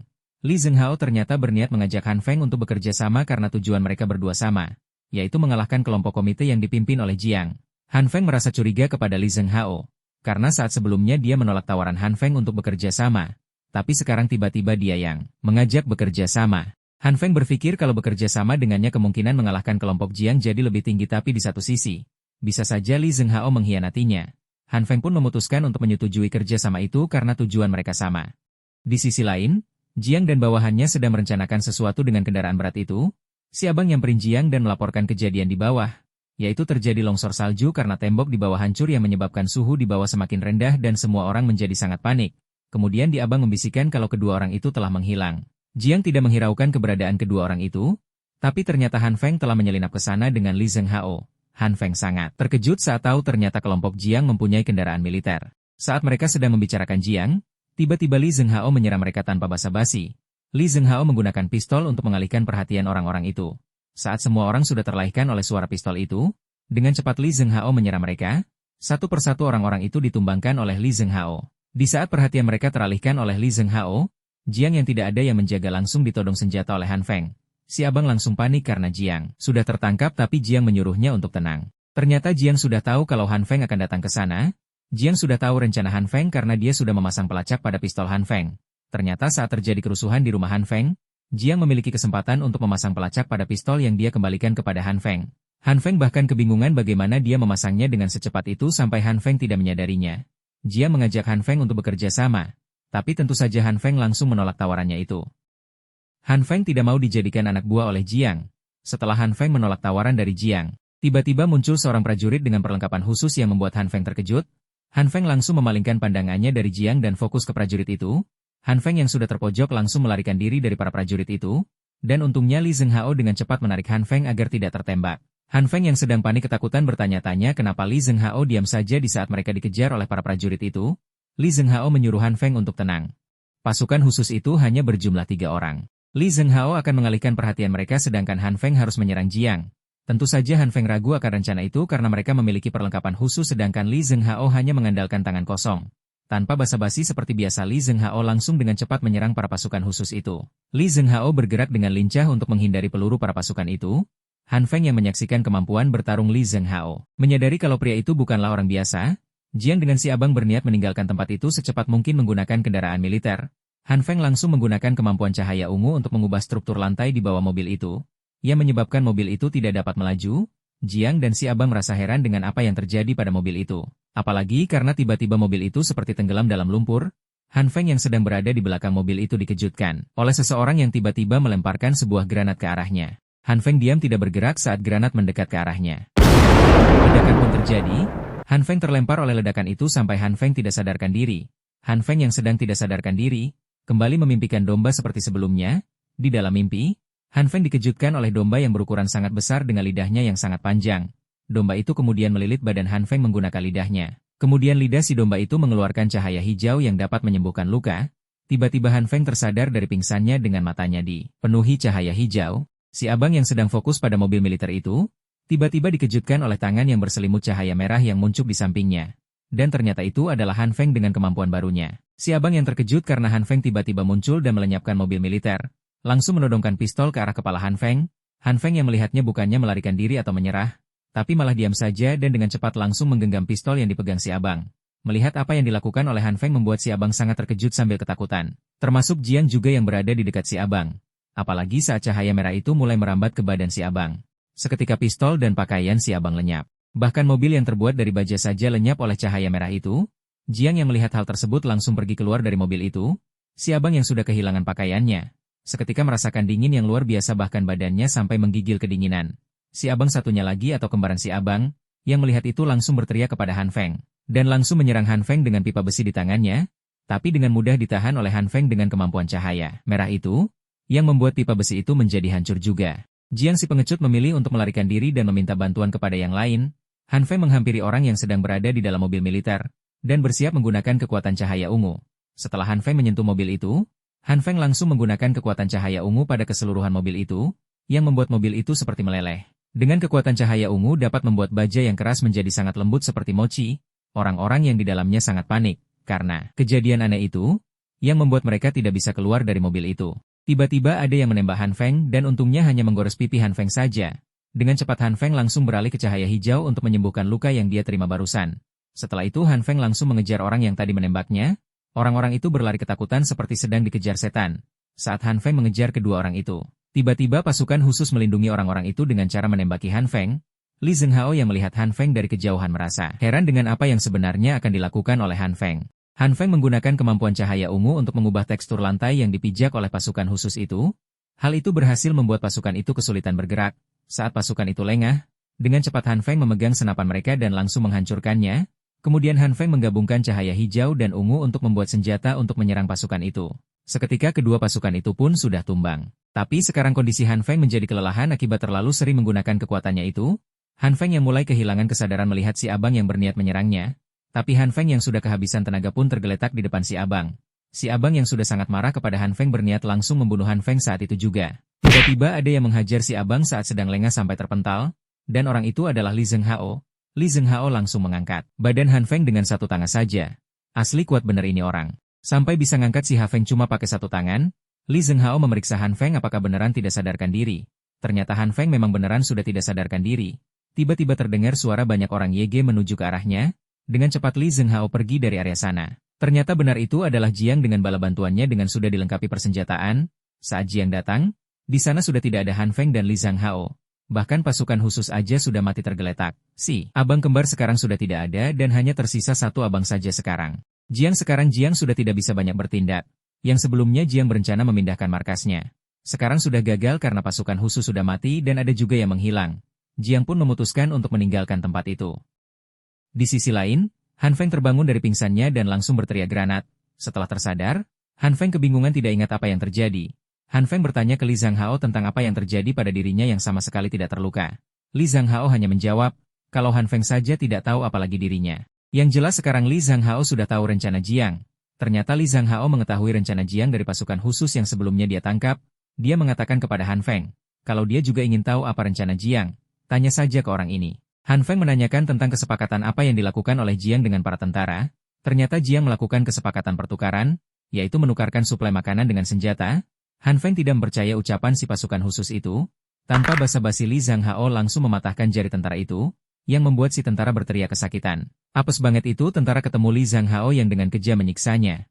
Tentara itu mengatakan kalau rencana mereka gagal, maka tugas mereka akan ada yang menggantikan. Li Zhanghao menanyakan, apakah salah satu dari mereka ada yang memiliki kekuatan super? Dilihat dari reaksi si tentara, Han Feng curiga kalau tentara itu berbohong, yang berarti salah satu dari mereka ada yang mempunyai kekuatan super seperti Han Feng. Li Zhanghao tanpa segan langsung mengakhiri hidup si tentara.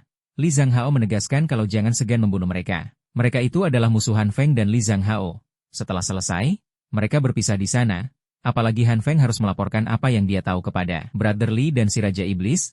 Han Feng kembali ke tempat di mana sebelumnya terdapat kendaraan militer. Han Feng mengamati sekitar tapi ada yang aneh. Kendaraan militer itu sekarang tidak ada satupun. Tidak lama kemudian, Han Feng melihat ada seseorang di sana. Han Feng bersiap dengan pemukul di tangannya untuk berjaga-jaga. Tapi ternyata yang menyerah malah dari belakang Han Feng. Untungnya Han Feng dapat menahan pukulan dari orang itu.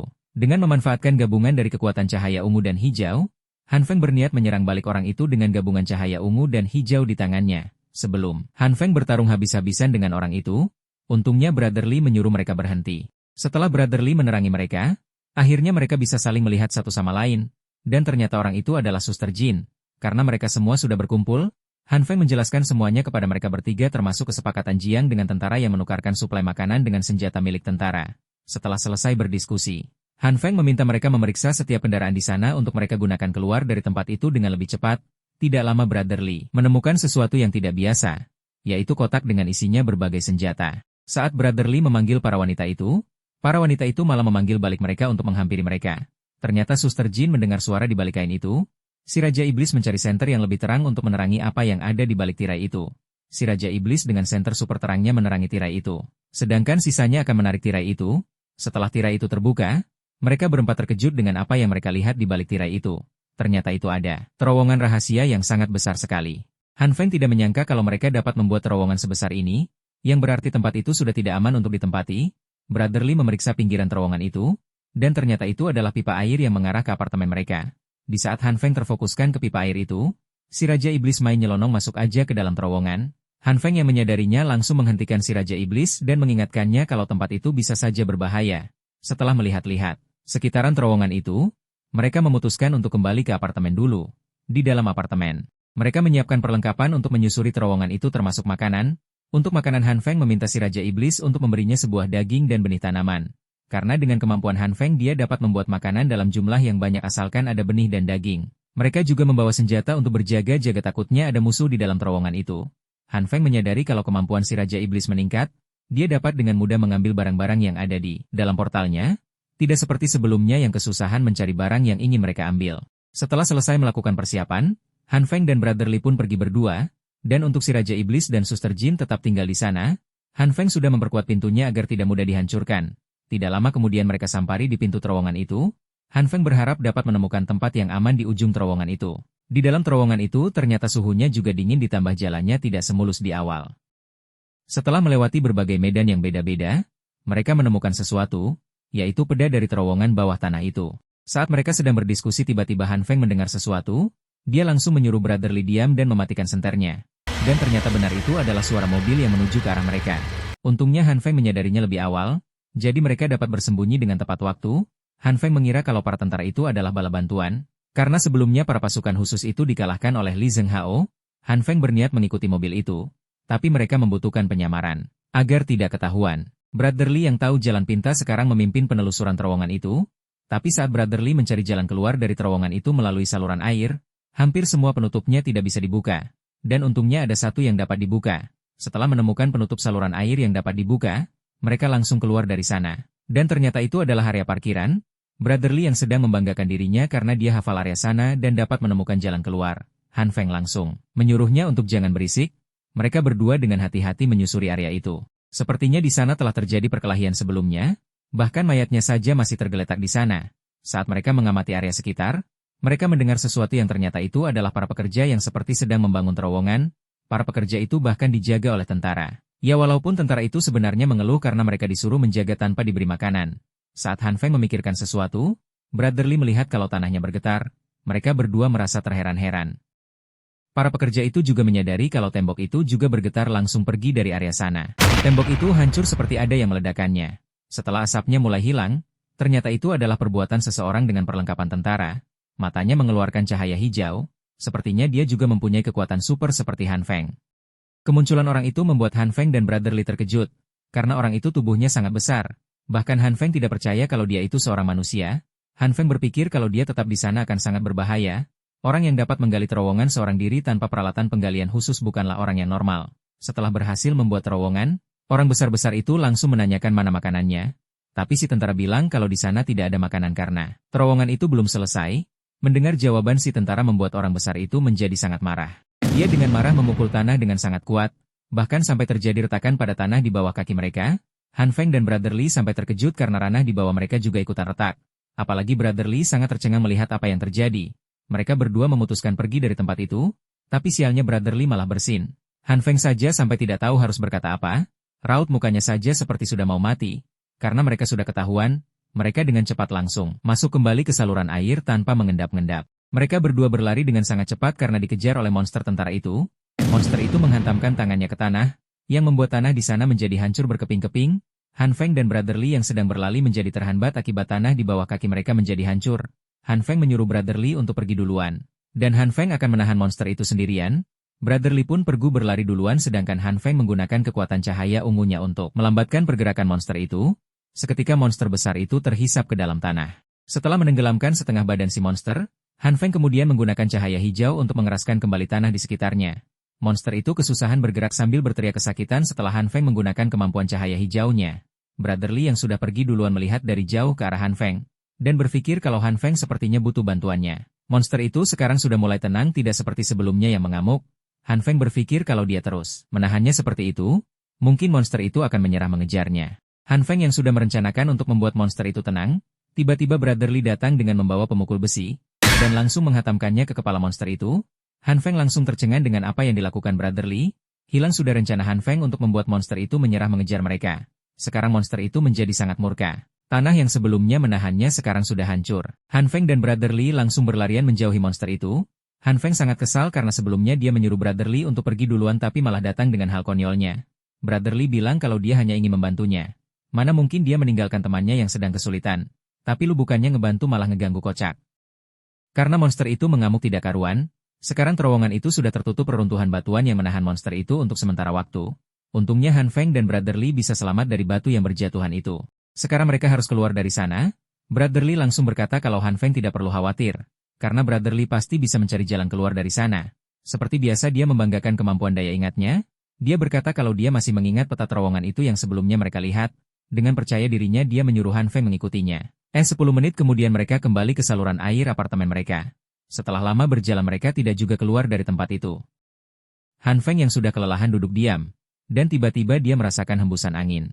Han Feng langsung pergi menuju arah hembusan angin itu. Setelah sampai di ujung tempat itu memang ada cahaya, tapi untuk keluar dari sana akan cukup sulit karena itu bukanlah jalan yang bisa dilalui dengan hanya berjalan kaki.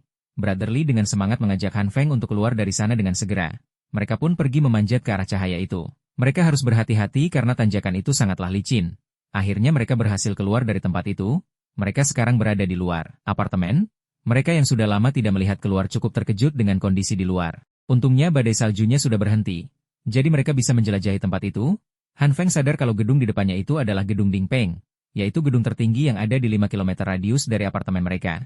Brotherly yang mendengarnya menjadi terkejut, yang berarti mereka pergi ke arah yang salah. Han Feng kemudian menyusun rencana bagaimana caranya mereka bisa pulang tanpa tersesat lagi. Han Feng berkata kalau mereka tidak akan bisa sampai ke sana dalam sehari apalagi dengan kondisi salju yang mulai turun lagi itu. Brotherly dengan percaya diri bilang jangan khawatir kepada Han Feng. Soalnya di perjalanan nanti dia punya kenalan di daerah sana. Mereka pasti akan mendapat bantuan orang-orang di sana. Brotherly seperti biasa dengan percaya diri kalau dia bisa melewati salju itu dengan mudah. Baru beberapa langkah dia sudah terjatuh. Ini orang kocak emang. Han Feng langsung membantu Brotherly dan berkata dengan sabar. Kalau mereka harus berjalan pelan-pelan dalam kondisi salju seperti itu, mereka pun memulai perjalanan dengan hati-hati agar tidak terjatuh seperti sebelumnya. Setelah lumayan lama berjalan, mereka merasa sangat kedinginan. Kalau tidak segera menemukan tempat untuk berteduh mereka bisa mati kedinginan. Dalam perjalanan, mereka menemukan dua orang yang sudah mati kedinginan. Sepertinya mereka pergi untuk mencari suplai makanan tapi mati kedinginan. Agar tidak mati kedinginan mereka harus terus bergerak agar tubuh mereka tetap hangat. Mereka juga harus segera menemukan tempat berteduh. Akan sangat berbahaya jika terus melanjutkan perjalanan dalam kondisi seperti itu. Tidak lama kemudian mereka menemukan sebuah bangunan yang sepertinya ada orang di dalam bangunan tersebut. Tidak lama kemudian mereka melihat seseorang di balik salju. Dengan cerobohnya Brotherly langsung menghampiri orang itu tanpa berpikir panjang. Dan ternyata insting Han Feng benar. Orang-orang itu bukanlah berniat menolong mereka tapi malah menangkap Brotherly. Apalagi mereka mempunyai senjata. Saat Han Feng mau mengambil senjatanya, orang-orang itu langsung mengancam Han Feng agar tidak bergerak.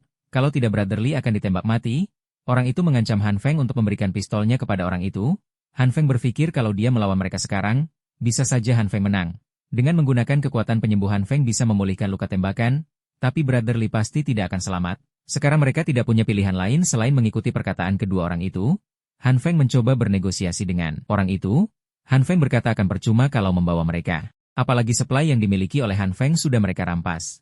Orang itu menjawab kalau mereka punya alasan tersendiri untuk membawa mereka. Brotherly menanyakan apa yang mereka bicarakan.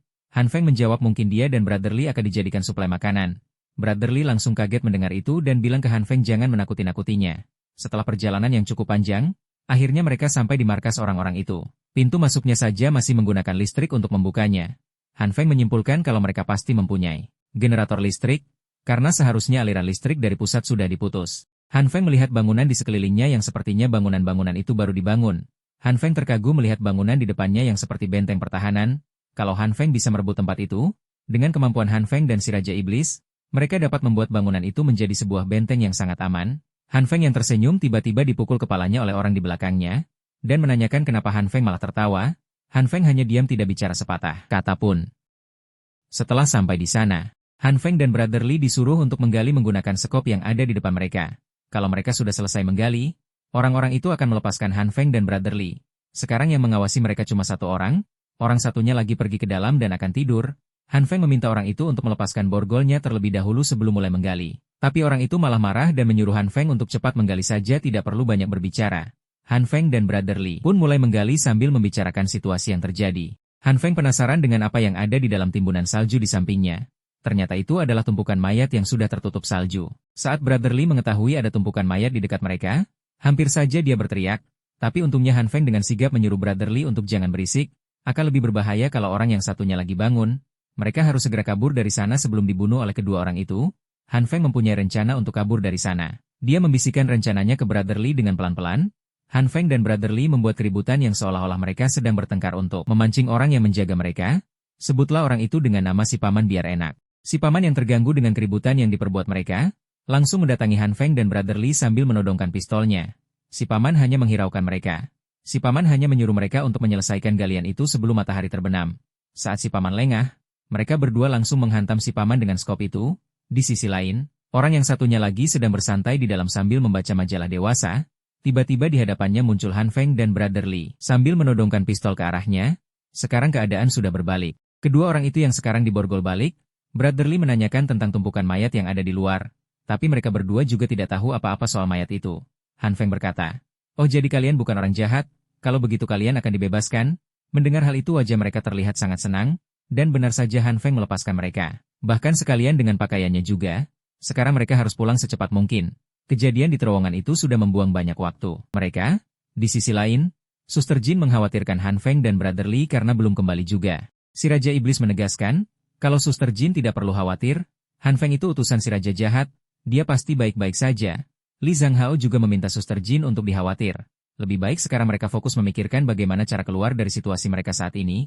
Si Raja Iblis yang sedang berbicara tiba-tiba tertidur. Suster Jin langsung menyelimutinya agar tidak kedinginan.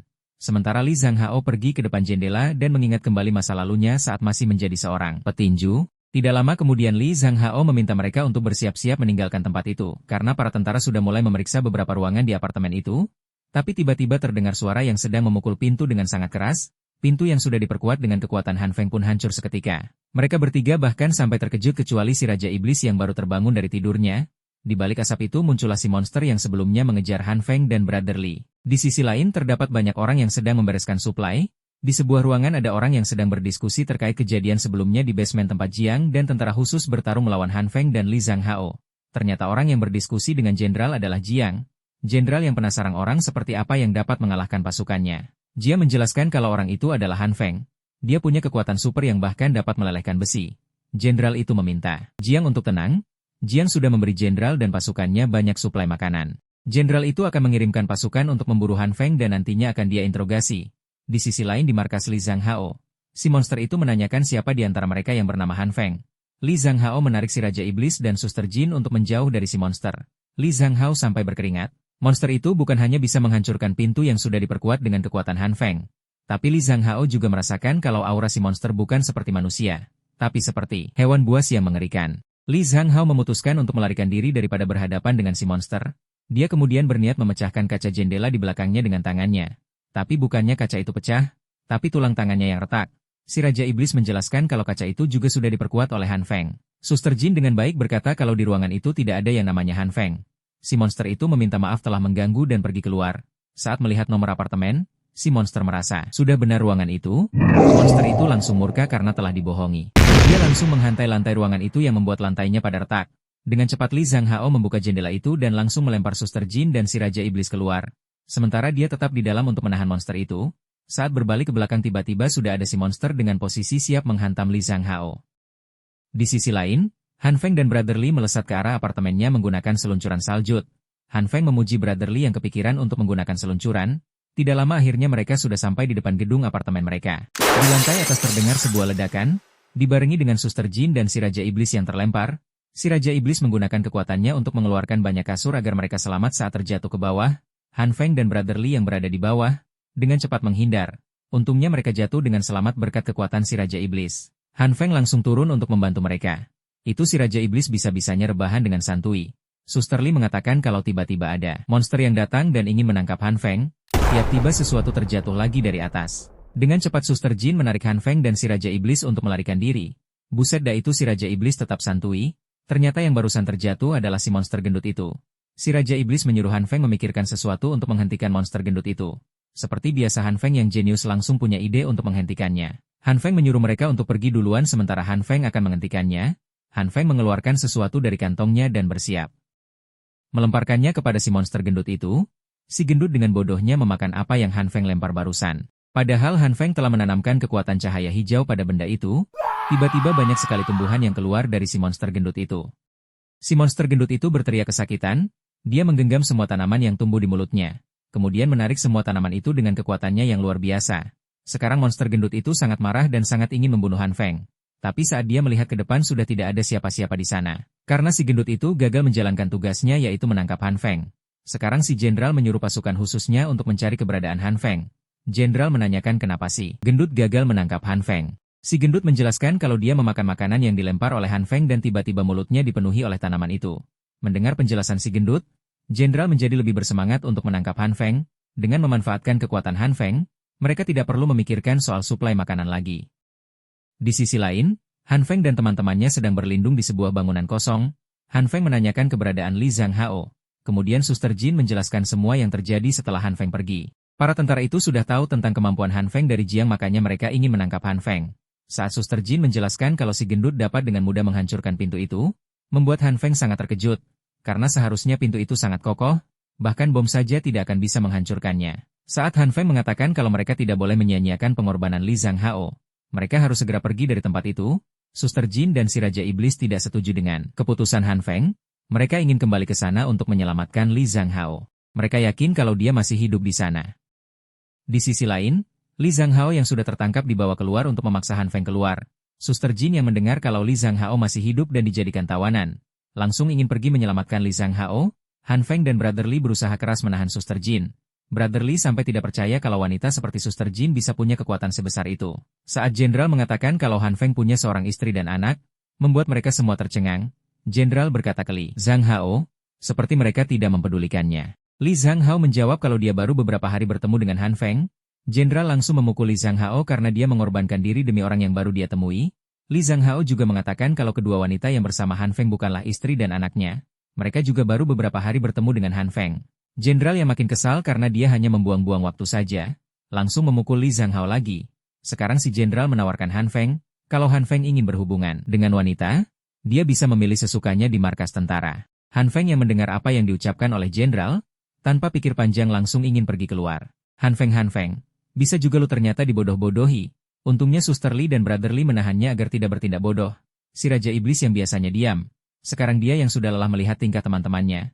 Dia berkata kalau dia punya rencana untuk menyelamatkan Li Zhanghao dan meminta mereka membantunya. Mereka langsung terdiam setelah mendengar apa yang diucapkan oleh si Raja Iblis. Di sisi lain, Jenderal yang sudah kesal karena Han Feng tidak muncul-muncul, dia menginjak tangan Li Zhanghao yang terluka sambil menanyakan kenapa Han Feng tidak muncul-muncul. Li Zhanghao menanyakan apa sebenarnya rencana para tentara. Akan mustahil mereka memberi makan semua pengungsi itu dengan suplai yang terbatas? Jenderal itu menjawab, sudah seharusnya tentara membantu umat manusia. Orang seperti Li Zhanghao tidak akan bisa mengerti apa yang ada di pikiran si Jenderal. Tentu saja Li Zhanghao tidak mempercayai apa yang diucapkan si Jenderal dan mengatakan kalau dia pembohong. Karena Li Zhanghao sebentar lagi akan mati, maka si Jenderal memutuskan untuk memberitahunya tentang rencananya. Li Zhanghao sangat terkejut saat tahu kalau tujuan mereka mengumpulkan para pengungsi itu untuk dijadikan makanan. Saat si Jenderal akan membunuh Li Zhanghao, tiba-tiba ada sesuatu yang terjatuh, dan itu ternyata makanan dan juga minuman. Bahkan ada rokok juga. Para tentara yang melihatnya langsung berlarian mengambil makanan yang berjatuhan itu. Si Jenderal menyuruh anak buahnya untuk kembali, tapi tidak ada yang mendengarkan si Jenderal. Tiba-tiba muncul kendaraan berat dari gedung itu, dan yang mengendarai alat berat itu adalah Han Feng. Si Raja Iblis menjelaskan rencananya kepada Han Feng dan yang lainnya. Pertama-tama mereka akan memberi makanan untuk mengalihkan perhatian mereka. Ketika perhatian mereka teralihkan oleh makanan, Han Feng langsung menyerang mereka dengan robotnya yang canggih. Suster Jin dan Brother Li yang belum mengerti cara berpikir si Raja Iblis. Harus Han Feng jelaskan ulang kepada mereka rencana realitanya. Yang dimaksud robot canggih adalah sebuah mobil atau apapun itu yang bisa dikendarai. Brother Li dan Suster Jin terheran-heran bagaimana bisa Han Feng mengerti apa yang diucapkan oleh si Raja Iblis. Han Feng tersenyum dan berkata kalau dia sering latihan. Han Feng menanyakan kalau di mana dia bisa mendapatkan mobil. Si Raja Iblis dengan santai berkata kalau dia sudah mendapatkan mobil itu. Itulah bulldozer. Han Feng dengan bulldosernya menyapu semua tentara itu. Si monster gendut itu mencoba menghentikan bulldozer dengan kekuatannya. Tapi si gendut juga tidak sanggup menahan bulldozer itu dengan hanya mengandalkan kekuatannya saja. Si Jenderal mengancam Han Feng untuk berhenti atau dia akan menembak Li Zhanghao. Han Feng tidak mendengarkan ancaman si Jenderal dan terus menerobos ke depan. Membuat si Jenderal terpaksa melompat untuk menghindari bulldozer itu. Han Feng menggunakan kemampuan cahaya ungu untuk mengubah tekstur salju yang berada di area Li Zhanghao. Han Feng terus melaju dengan bulldozer itu untuk menjemput si Raja Iblis dan yang lainnya. Setelah sampai di pinggir gedung itu, mereka melompat keluar dan menaiki bulldozer itu. Setelah semuanya sudah naik, Han Feng langsung memajukan bulldozer itu lagi. Tapi para tentara itu menembaki mereka dari belakang. Si Jenderal menyuruh anak buahnya untuk mengejar Han Feng secepat mungkin. Tapi mobil mereka akan kesusahan untuk melaju dengan kondisi salju setebal itu. Jenderal menjadi semakin marah apalagi bulldozer yang dibawa Han Feng adalah milik mereka. Si Jenderal menyuruh anak buahnya untuk mengikuti bulldozer itu. Tidak apa-apa walaupun lama juga. Tapi tiba-tiba ada banyak benda berat yang berterbangan ke arah mereka. Para tentara itu pun sekarang sudah berhenti mengejar karena benda-benda itu merusak mobil mereka. Mereka terheran-heran dari mana datangnya benda sebanyak itu. Untung si Raja Iblis dengan sigap menggunakan kemampuannya untuk mengeluarkan semua benda itu, untuk menghalangi para tentara. Ini bocil gayanya seperti seorang pahlawan saja. Tapi emang pahlawan sih. Setelah dirasa sudah cukup jauh, mereka sekarang bisa bersantai sejenak. Li Zhanghao mengucapkan terima kasih kepada mereka. Jika bukan karena mereka mungkin dia sekarang sudah tidak bernafas. Sekarang Han Feng berniat membawa mereka ke sebuah villa yang sebelumnya mereka rampas dari orang yang menangkap mereka. Tapi tiba-tiba bulldozer itu berhenti bergerak karena kehabisan bahan bakar. Han Feng menanyakan apakah si Raja Iblis mempunyai minyak. Di negara Han Feng, minyak goreng dan bahan bakar sama-sama disebut minyak. Si Raja Iblis menjawab, tentu saja sambil mengeluarkan sesuatu. Yang dia keluarkan malah minyak goreng yang sangat banyak. Han Feng sampai berteriak, kalau yang dia maksud bukan minyak goreng, tapi minyak untuk bahan bakar.